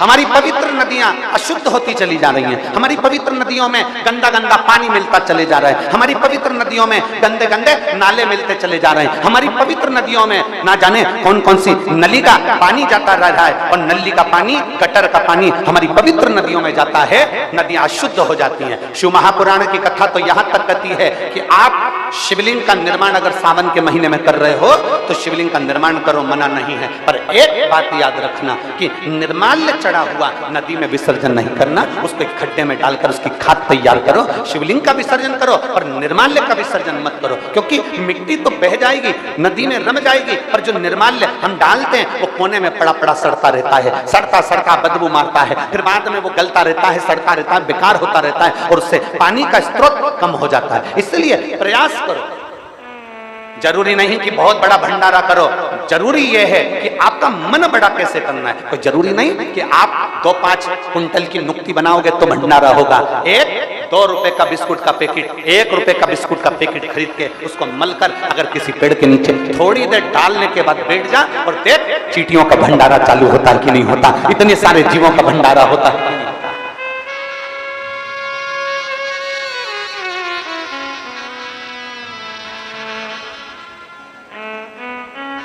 जरूरी है हमारा सुधरना। गायत्री परिवार वाले कहते हैं हम सुधरेंगे, जम के बोलो हम सुधरेंगे, जम के जरा हम सुधरेंगे, युग सुधरेगा, हम बदलेंगे, युग बदलेगा। पहले किसको बदलने का कहते हैं? अपने आप। पहले किसको सुधरने का कहते हैं? अपने आप। हम अपने आप को तो सुधार नहीं रहे। हम एक उंगली अगर किसी पर उठाते हैं तो ये 3 उंगलियां हमारी ओर जाती है कि तुमने अगर किसी को गाली दी है, तुमने किसी को अपशब्द कहा है, किसी बाड़ा टेढ़ा कहा है, तो ये 3 उंगलियां कहती है पहले अपने अंदर झांक कर देख कि उसमें तो एक गलती है, तुझमें 3-3 गलतियां भरी पड़ी हुई है, अपने अंदर झांक कर। बार बार आवाज कम कर देते हैं, फिर बोलने में दिक्कत होती है। एक उंगली जब हम किसी पर उठाते हैं तो 3 उंगलियां हमारी ओर जाती हैं। हम अपने अंदर झांक कर देखें, अपने भीतर हम सुधरें। जब हम सुधरेंगे तो जगत अपने आप धीरे धीरे सुधरने लगे। काले कलर का चश्मा लगाओगे तो सब बोलो बोलो जम के जरा काले दिखेंगे, नीले कलर का लगाओगे तो नीले, पीले कलर का लगाओगे तो पीले। जैसा चश्मा आंखों पर चढ़ा रहेगा वैसा ही नजर आएगा।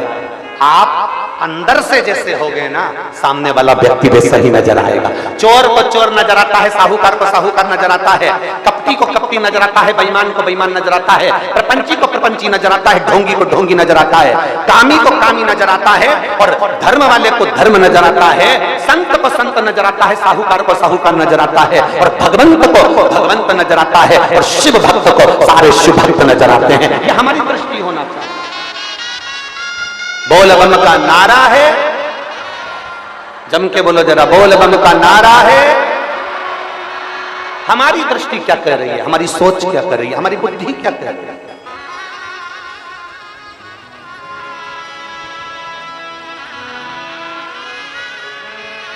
किस पहचानों के जगत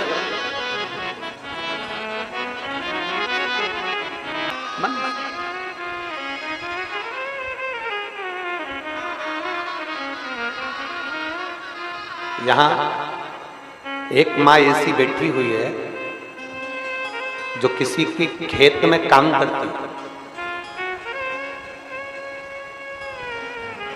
हम उसको खड़ा भी नहीं करेंगे,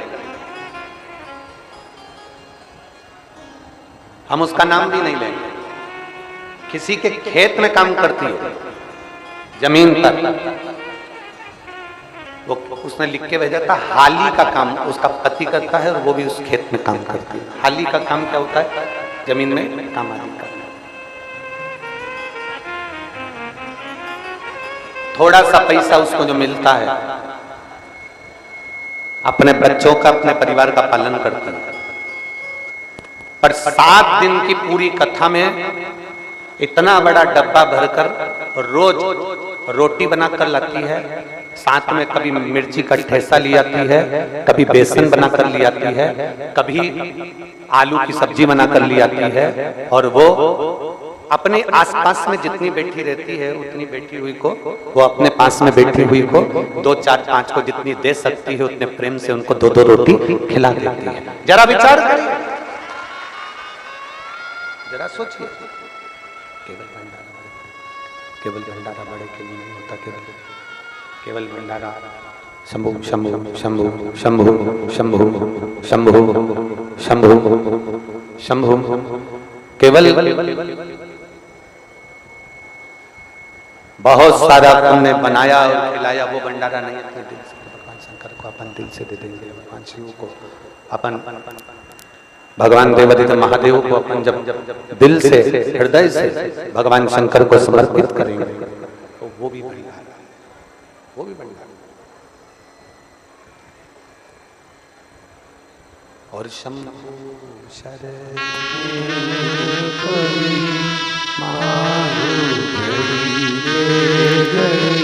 दुख काटो दया दीन दर्शन शंभु हो गया मांगो घड़ी रे दुख काटो दया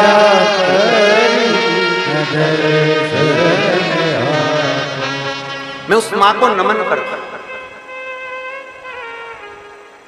उसको प्रणाम करता हूं कि जितना परमात्मा ने दिया उसने अपने दिल से, अपने मन से, अपने भाव से, अपने चित्त से, अपने हृदय से वो समर्पित किया। जितना उससे, जितना उसका समर्पण का भाव था, जितना उसके हृदय में आया उतना उसने समर्पित किया, जितना उसके मन में लगा उसने अपना समर्पित किया। साधु था,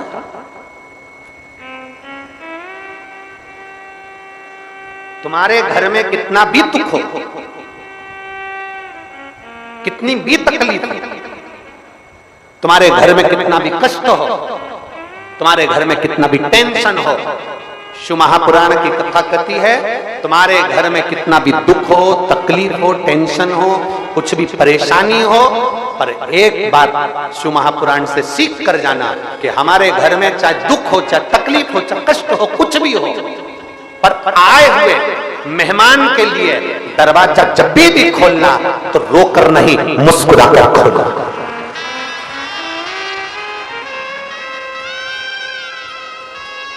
घर में कितना भी दुख हो, घर में कितनी भी तकलीफ हो, घर में कितना भी कष्ट हो, आए हुए अतिथि के लिए, मेहमान के लिए दरवाजा खोलना तो मुस्कुराकर खोलना। क्यों? अतिथि देवो भव। अतिथि नहीं आता, कभी कभी भगवान अतिथि के रूप में आता है। तेरा मुस्कुराता हुआ चेहरा देखकर जब तेरे घर में प्रवेश करता है तो भले दुख क्यों ना हो, उसके मुस्कुराते हुए चेहरे को देखकर परमात्मा भी कह देता है तूने मेरा स्वागत मुस्कुराकर करा है, जा तेरे दुख को मैं हर कर लेकर जाता हूं तुझे खुशियां देकर। अपना घर का दरवाजा जब भी खोलना तो मुस्कुराकर खोलना। कितना भी दुख, कितनी भी तकलीफ, कितना भी कष्ट,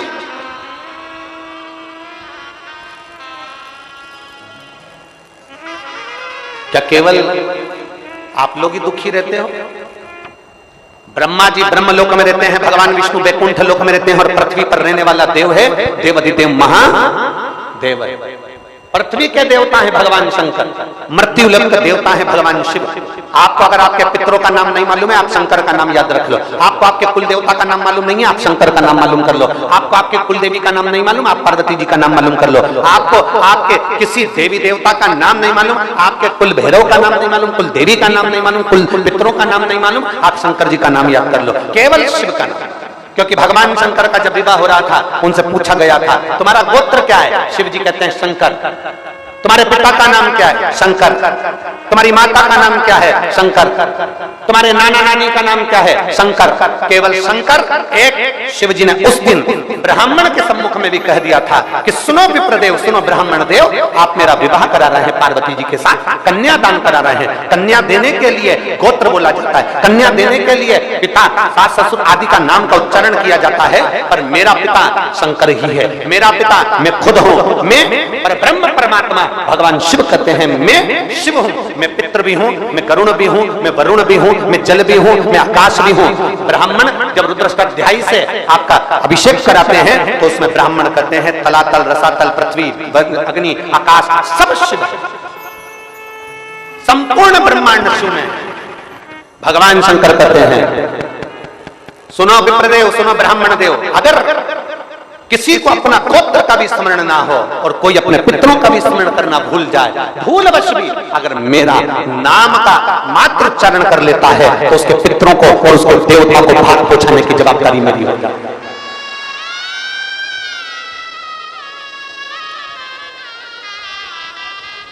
तक पहुंचाने की जवाबदारी मेरी है, वहां तक भेजने की जवाबदारी मेरी है।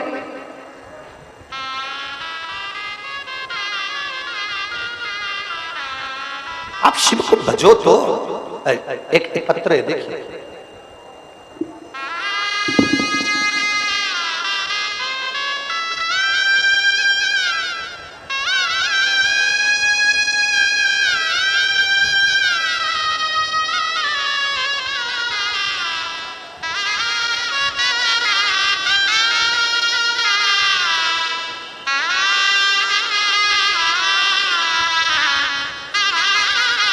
मैं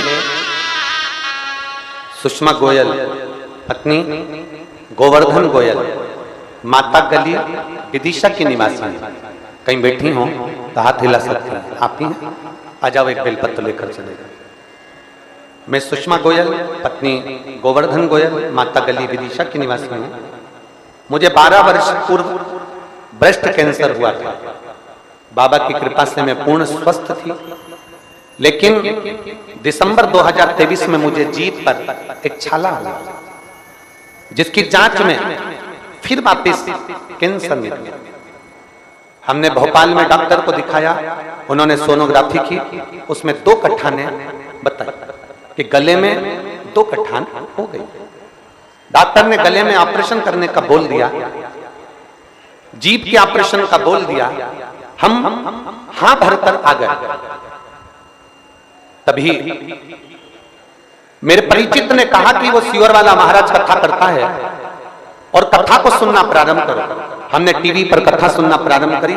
1 लोटा जल भगवान शंकर को समर्पित करना प्रारंभ किया। बाबा के मंदिर में जाती, जल समर्पित करती और वो जल पीना प्रारंभ किया। परिवार वाले बोले, मम्मी ऑपरेशन करा लो, जीवान का भी और गले में जो 2 गट्ठान हो गई हैं उसका भी। हमने कहा अभी ऑपरेशन नहीं कराना। जब वो सियोर वाला महाराज इतना चिल्ला चिल्ला के कहता है कि बाबा बैठा है, सारी समस्या का हल 1 लोटा जल है, तो हम भी तो जरा विश्वास कर कर देखें। हमने 1 महीने के लिए ऑपरेशन को टाल दिया। ऑपरेशन को टाला और टालने के बाद हम शंकर जी का चढ़ा हुआ जल पीना प्रारंभ करें, बेलपत्री को खाना प्रारंभ करा और हम फिर 1 महीने बाद भोपाल जांच के लिए गए। जब सोनोग्राफी कराई तो डॉक्टर ने कह दिया तुम्हारी गट्ठानें गल चुकी हैं और तुम ठीक हो चुकी हो, अब कैंसर नहीं है। ये शिव भक्ति। और मेरे विदिशा के जीजाओं, बेटियों, बेटाओं, मेरी माताओं, मेरे भाई, मेरे बंधु, मेरे सखाओं, निवेदन, दिखावा करने कभी कथा में मत जाओ, भीड़ बढ़ाने कभी कथा में मत जाओ, दिखावा करने के लिए कभी मंदिर मत जाओ। तुम्हारे अंदर अगर विश्वास है कि मेरा दुख मेरा महादेव काटेगा, मेरा दुख मेरा शंकर काटेगा, दिल में अगर भरोसा है तो शिव महापुराण की कथा में जाना और भगवान शंकर के मंदिर जाना, नहीं तो मत जाओ।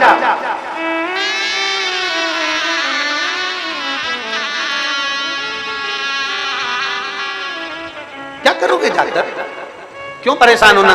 50-60 रुपए खर्च कर कर कथा में पहुंचना, कीचड़ में बैठना, पानी में छाता लगाना, फिर नीचे बैठना। अगर विश्वास है तो जाओ।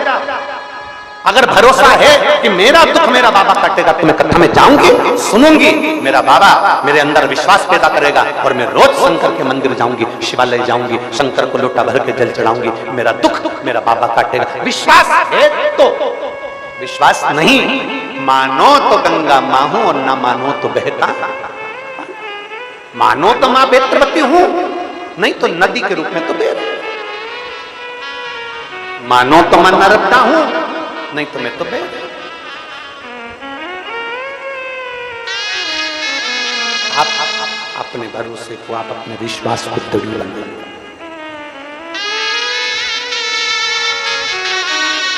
एक भरोसा, एक विश्वास, एक दृढ़ता आपके भीतर होना चाहिए। मत दो किसी को कुछ भी। आपका दिल नहीं करता, बिल्कुल मत दो किसी को कुछ भी। पर एक काम करना, मदद करने के लिए धन भले मत देना, पर मदद करने के लिए मन, अपना दिल, अपना समय जरूर देना और आगे बढ़कर खड़े।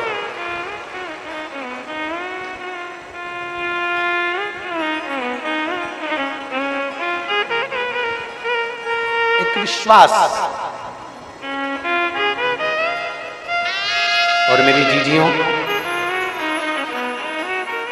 मेरे जीजाओं, यहां आए जरूर हो आप लोग। आज कथा का छठा दिवस है। 1 बजे से 4 बजे तक कथा हो जाएगी। कल कथा का 7वां दिवस रहेगा। कल कथा सुबह 8 बजे से 11 बजे तक हो जाएगी।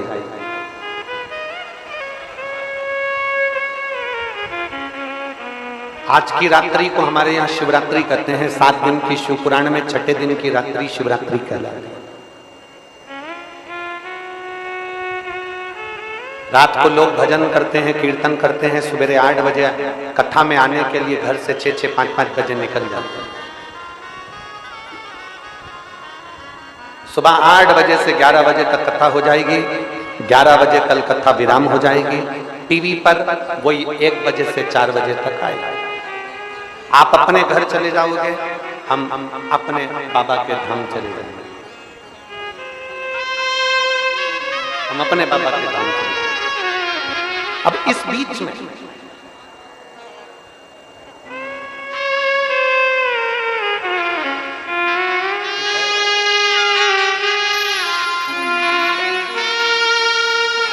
हर सिद्धि लोधी,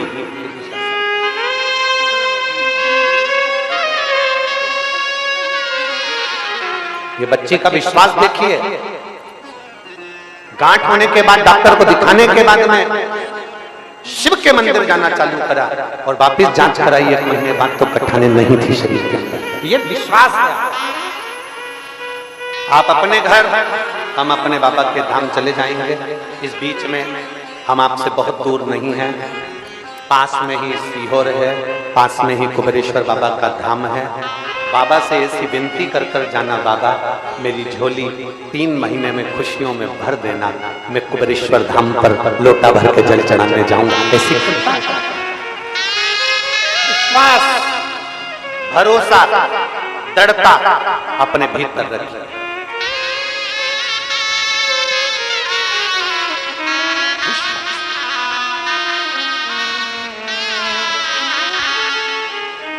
तारकाक्ष, विदुम्माली, कमलाक्ष की स्वयं के लिए सोचते थे।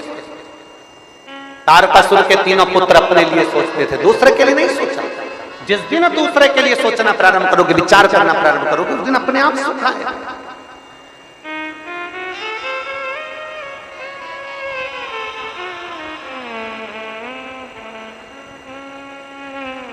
जिस दिन दूसरे के लिए विचार करना प्रारंभ करोगे, उस दिन अपने आप धन प्राप्त होता है।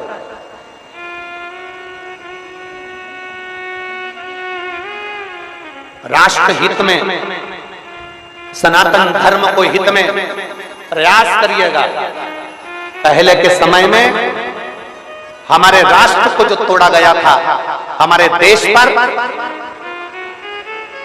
जो दुनिया के लोगों ने राज्य किया था और हमको कहीं ना कहीं किसी ना किसी रूप में गुलाम रख दिया था, उसका सबसे बड़ा कारण केवल एक था। अंग्रेजों ने हमारे राष्ट्र पर जो राज्य करा, उसका केवल एक कारण था। विधर्मियों ने हमारे राष्ट्र पर जो राज्य करा, उसका केवल एक कारण था। जितने लोग मंदिर जाते थे, जितने लोग शिवालय जाते थे, जितने लोग भगवान के दरवाजे जाते थे, उनको धीरे धीरे मंदिर से दूर कर दिया था। मंदिर से इतना दूर कर दिया, इतना दूर कर दिया कि बाद में उन्हीं मंदिरों पर आक्रमण कर कर कर तोड़ तोड़ कर उनका सारा धन वैभव ले गए और मूर्तियों को खंडित कर दिया गया। हमारा शास्त्र कहता है, उस समय पर अगर एक एक सनातन धर्मी मंदिर जाता रहता, मंदिर में 1 लोटा जल चढ़ाता रहता, मंदिर की चौखट चढ़ता रहता, सब एक जगह पर सनातनी एकत्रित होते रहते, तो किसी विधर्मी में दम नहीं थी कि इस राष्ट्र पर अपना कब्जा जाए। और आज फिर पूरा भारत, पूरा देश शंकर के मंदिर में 1 लोटा जल चढ़ाने बच्चे से लेकर बूढ़ा तक जा रहा है।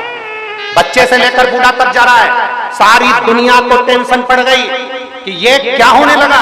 हम सनातन धर्म को तोड़ने की बात कर रहे हैं और मालूम पड़ा सनातनी फिर जुड़कर छोटे छोटे मंदिर में जाना प्रारंभ कर दिया। फिर चिंता बढ़ गई। याद रखना, राष्ट्र का सैनिक, भारत का सैनिक वेतन के लिए नहीं वतन के लिए काम करता है, और सियोर वाला महाराज कथा धन के लिए नहीं सनातन धर्म को जोड़ने के लिए करता है। सनातन धर्म कैसे जुड़े, मंदिर तक कैसे जाए? लोगों ने मंदिर में इतना इतना विधान बता दिया था, ऐसे दर्शन मत करना, ऐसे प्रणाम मत करना, ऐसे मत छूना, ऐसे मत जाना, ऐसे मत करना। लोग दूर हट गए, नवयुवक बेटा बेटी दूर हट गए, सनातन धर्म के लोग मंदिर से दूर हट गए। शंकर की कथा ने फिर कह दिया, एक लोटा जल सारी समस्या का हल। तुम जैसे चढ़ाओ भगवान को चढ़ाओ, तुम्हारा जैसे मन करे वैसे मंदिर जाओ, तुम्हारा जैसा दिल करे वैसे शंकर के मंदिर में झाड़ू लगाओ, वैसे पोछा लगाओ, वैसे बेलपत्र चढ़ाओ, कैसे भी जाओ पर शंकर के मंदिर तो जाओ। अपने माता पिता के सामने ढोंग से मत जाना, अपने माता पिता के सामने ढंग से जाना। बस यही शिव पुराण करते हैं। ढोंग की जिंदगी मत जियो, ढंग की जिंदगी जियो। मेरे भगवान कालाधिपति के सामने जाना, मेरे शंकर के मंदिर में जाना, मेरे शिवालय में जाना, शिव की चौखट पर जब भी जाना, शंकर के मंदिर में जाना, शिव महापुराण की कथा में जाना, तो ढोंग कर कर मत जाना, ढोंगी बनकर मत जाना, ढोंग से दूर हटकर ढंग के बनकर जाना कि हमें यहाँ दिखाने नहीं आना है, हमें तो यहाँ बाबा को रिझाने आना है। यहाँ मेरा पिता बैठा है, यहाँ मेरी माँ बैठी है, जो मुझे ढंग की जिंदगी जियो। ढोंग की जिंदगी में क्या पड़ा, क्या पड़ा है ढोंग की जिंदगी?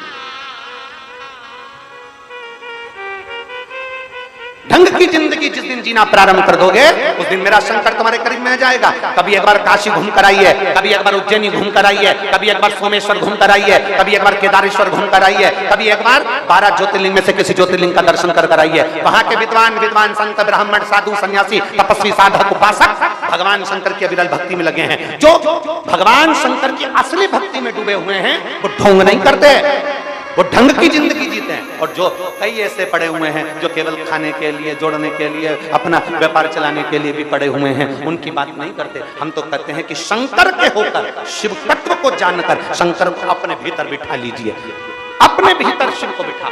जब दुख आए दुनिया के सामने जाकर मत रोना, जब तकलीफ आए एक लोटा जल, दिन हो दोपहर हो शाम हो, तुम्हारा मन कर जाए जब दुख आए। क्योंकि याद रखना, बेटा अपने कमरे में सोता है, बहू अपने कमरे में सोती है, बच्चे अपने कमरे में सोते हैं। केवल एक घर का बुजुर्ग ऐसा होता है जो अपना कमरा बंद कर कर नहीं सोता। घर का बड़ा अपना कमरा खोल कर सोता है। वैकुंठ में 7 दरवाजे हैं, ब्रह्मलोक में 5 दरवाजे हैं, इंद्रलोक में 9 दरवाजे हैं, सारे लोकों में 5 या 7 दरवाजे हैं, पितृलोक में 4 दरवाजे हैं। केवल एक कैलाश धाम ऐसा है जहां कोई दरवाजा नहीं है, मेरा महादेव खुला बैठा। सारे धाम में दरवाजे हैं पर मेरे कैलाश पर दरवाजा नहीं है, मेरे शंकर के दरवाजे पर दरवाजा नहीं है। क्यों? क्योंकि वो जगत का बाप है, वो जगत की माँ है। अपना दरवाजा खोल कर सोते हैं कि मेरे लाडले को कब मेरी जरूरत पड़ जाए, मेरे बेटे को कब मेरी जरूरत पड़ जाए, वो मुझे पुकारेगा। भगवान नारायण के मंदिर के आगे गरुण साइड में होंगे, ब्रह्मा जी का वाहन अलग होगा, इंद्र का वाहन अलग होगा, पर केवल एक शंकर भगवान का नंदी उनके दरवाजे पर बाहर बैठा रहता है, अंदर नहीं बाहर। क्योंकि शिव जी कहते हैं मेरा भक्त ना जाने कब पुकार ले, तुरंत जाना पड़ेगा, इसलिए नंदी तुम तैयार बैठना। नंदी का पांव देखना, एक पैर आगे खींच कर बैठता है कि बस भगवान बैठे और मुझे जाना है। भक्त पुकारे और मेरा महादेव दौड़ कर आ जाए, वो शिव की भक्ति होती है। ढंग की जिंदगी जियो, ढोंग की जिंदगी में परमात्मा कभी नहीं मिल सकता, कभी नहीं। शिव की चौखट पर जाओ। दुनिया के लोगों को बहुत बुरा लगता है कि ये सियोर वाला करता क्या, सबको शंकर मंदिर भेज देता है, सबको शिव मंदिर भेज देता है। शंकर जी के मंदिर में आज के समय में, पहले के समय में मंदिर खाली रहता था शंकर जी का, जल चढ़ाने वाले जाते थे, सोमवार चढ़ाया है, शिवरात्रि पे गए, सावन के महीने में गए चढ़ाया है। आज के समय में प्रत्येक सोमवार को जब माताएं पशुपति व्रत करती है तो प्रत्येक शंकर के मंदिर में दिवाली होती है, 5-5 दिए लगते हैं, पूरा मंदिर चकाचक होता है। शिव मंदिर का एक विश्वास अपने भीतर उत्पन्न करिए, एक भरोसा अपने भीतर उत्पन्न करिए। पूर्व के समय में दुनिया के लोगों ने जो करा, विधर्मियों ने, अब नहीं होने देना है। अब हमको शंकर की ओर आसक्त। जगत गुरु शंकराचार्य जी ने करा क्या था? जगत गुरु शंकराचार्य जी ने एक ही कार्य किया कि सबको भगवान शिव से जोड़ने का प्रारंभ किया। शंकर से जोड़ दिया, 4 पीठों का निर्माण कर दिया। आज पूरे राष्ट्र की 4 पीठों पर 4 जगत गुरु शंकराचार्य बैठे हैं। ये 4 पीठ पर जो 4 शंकराचार्य बैठे हैं, ये हमारे मार्गदर्शक हैं। ये शिव से जोड़ने वाले हैं, अविरल भक्ति से जोड़ने वाले हैं। अविरल विश्वास पैदा करिए, अपने भीतर एक भरोसा उत्पन्न करिए, एक दृढ़ता उत्पन्न करिए। एक पत्र देखिए, एक पत्र में क्या लिखा है?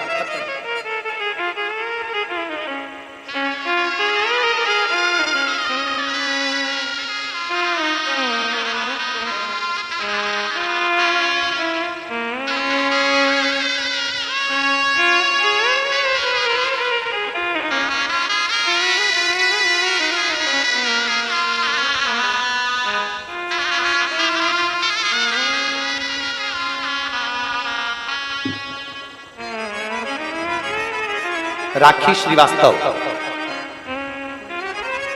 विदिशा से हैं। राखी श्रीवास्तव कहीं बैठी हो ताहतिला सत्य। राखी श्रीवास्तव, मैं राखी श्रीवास्तव विदिशा की रहने वाली हूँ। शिव जी की कृपा का मैं क्या गुणगान करूं? कहीं बैठी हो राखी श्रीवास्तव ताहतिला सत्य। शिव जी की कृपा का मैं क्या बखान करूं? एक लोटे जल कर पशुपतिनाथ का क्या फल होता है गुरुदेव?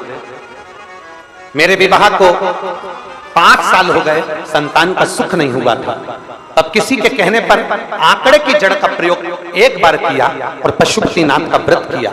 मेरे बाबा ने ऐसी कृपा कर दी गुरुदेव कि मेरा गर्भ ठहर गया और बाबा की कृपा से मेरे गोद भर गए। गुरुदेव, मेरे पति की नौकरी नहीं लग रही थी, हम लोग बहुत परेशान हो गए थे। तब मैंने बाबा से प्रार्थना कर एक लोटा जल अपने पति के लिए भी समर्पित करना प्रारंभ करा। बाबा की कृपा से अब उनकी नौकरी लग गई है। मैं बाबा को धन्यवाद देने के लिए शिव तत्व की प्रार्थना। कहीं बैठी हो तो आ सकती हैं बेलपत्र लेने के लिए। एक भरोसा, एक दृढ़ता, एक विश्वास, एक भरोसे के साथ जब हम शंकर की चौखट पर जाएंगे, एक भरोसे के साथ जब हम शिव के दरवाजे तक जाएंगे, शिव हमको मिलेगा जरूर, शिव हमें प्राप्त जरूर होगा। शिव हमें मिलेगा, ऐसा नहीं बस उसको पुकारने वाला चाहिए।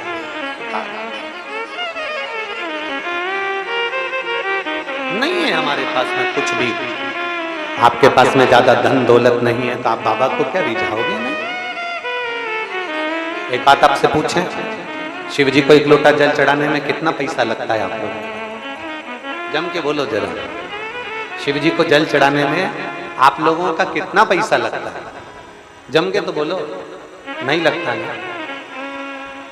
आज तक इस व्यासपीठ ने कभी भी आपको पैसे का नहीं बताया कि आप कोई पैसा खर्च कर कर भगवान को आना, क्योंकि कई ऐसे साधारण से लोग रहते हैं जिनके पास कुछ नहीं रहता, फिर भी वो शंकर का भजन करते करते बाबा से फल प्राप्त कर लेते। उसको बोलो, जब मंदिर से आओ तो नंदी के कान में बोलकर आओ, मेरे बाबा को लेकर मेरे घर आ जाना। कभी उसकी चौखट पर जाकर शंकर का संवाद कर रहा है, शिव महापुराण की कथा वर्णन कर रही है। एक विश्वास भीतर अपने लिए मांगने से पहले उस परमात्मा से संपूर्ण जगत के हित के लिए मांगा जाए। संपूर्ण जगत के लिए, संपूर्ण जगत के उद्धार। जब दुनिया के लोग कहते हैं कि हम बड़े कष्ट में हैं, हम बड़े तकलीफ में हैं, हम बड़े कष्टमय जीवन जी रहे हैं, शिव महापुराण की कथा कहती है दूसरे के वैभव को देखकर नहीं, अपने पास में, अपने नजदीक में, अपने करीब में, अपने पास में कोई रहता हो जिसके पास में वैभव भी ज्यादा ना हो, उसको भी देखो। उसको 2 रोटी भगवान देता जरूर है, पेटी भरने की जवाबदारी मेरे भोलेनाथ ने नहीं ली है। तुम्हारे जन्म के बाद में पेटी भरने की जवाबदारी भोलेनाथ नहीं ली है महाराज।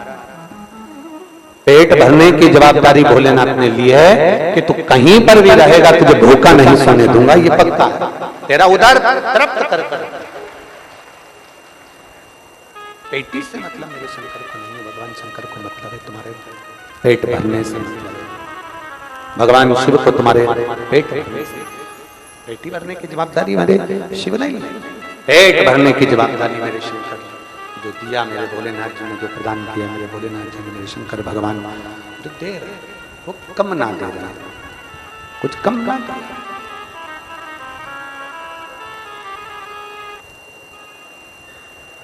एक बड़ा सुंदर संवाद शिव महापुराण के अंतर्गत आता है, आप लोग स्मरण करेंगे तो आपकी चित्तवृत्ति में आया होगा कि सती माता का जब जन्म दक्ष प्रजापति के यहाँ पर हुआ, सती माता का जब जन्म दक्ष प्रजापति के यहाँ पर हुआ और सती माता का जब जन्म दक्ष प्रजापति के यहाँ पर होता है, प्रेशर बढ़ाइए, सती माता का जन्म जब दक्ष प्रजापति के यहाँ होता है, सारे देवता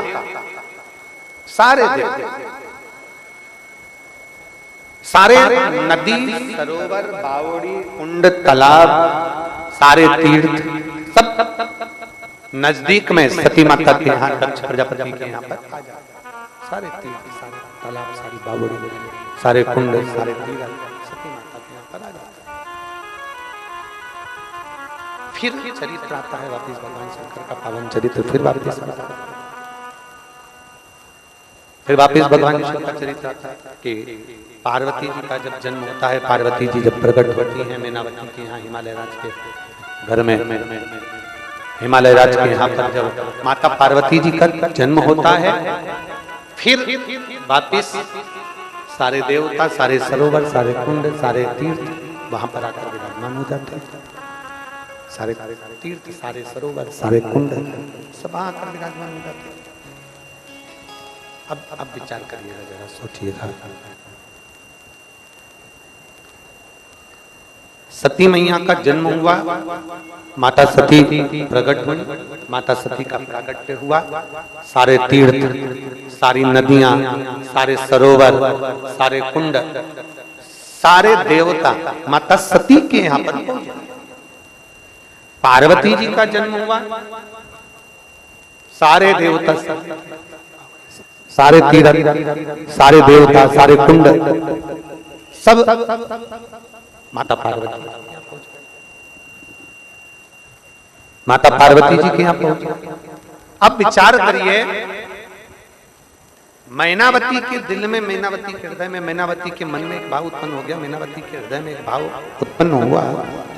मैनावती ने विचार किया कि ये एक बात हमें बताओ, हिमालय राज से पूछा कि ये बताओ कि समझ में नहीं आया इन देवताओं को निमंत्रण किसने दिया?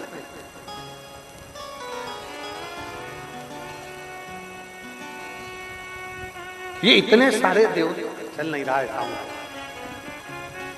इन देवताओं को निमंत्रण किसने दिया? कौन ने इन देवताओं को बुलाया कि पार्वती जी के यहाँ आना? कौन ने इन देवताओं को बुलाया कि माता सती के यहाँ आना? इनको निमंत्रण किसने दिया? इन सारे तीर्थों को बुलाया गया, ये सारे तीर्थ यहाँ आए, तो इनको निमंत्रण किसने दिया? सारी नदियों को सारी बावड़ियों को सारे सरोवर को सारे कुंड को इनको निमंत्रण किसने दिया? कौन ने बुलाया? ये निमंत्रण दिया तो दिया किसने? कौन? शिव महापुराण कहती है हिमालय राज ने कहा कि हो सकता है कि देवऋषि नारद ने इन सारे देवताओं को निमंत्रण दे दिया हो। देवऋषि नारद ने निमंत्रण दिया, देवऋषि नारद जी को बुलाया गया। देवऋषि नारद पधारे, श्रीमन नारायण श्रीमन नारायण श्रीमन देवऋषि नारद पधारे।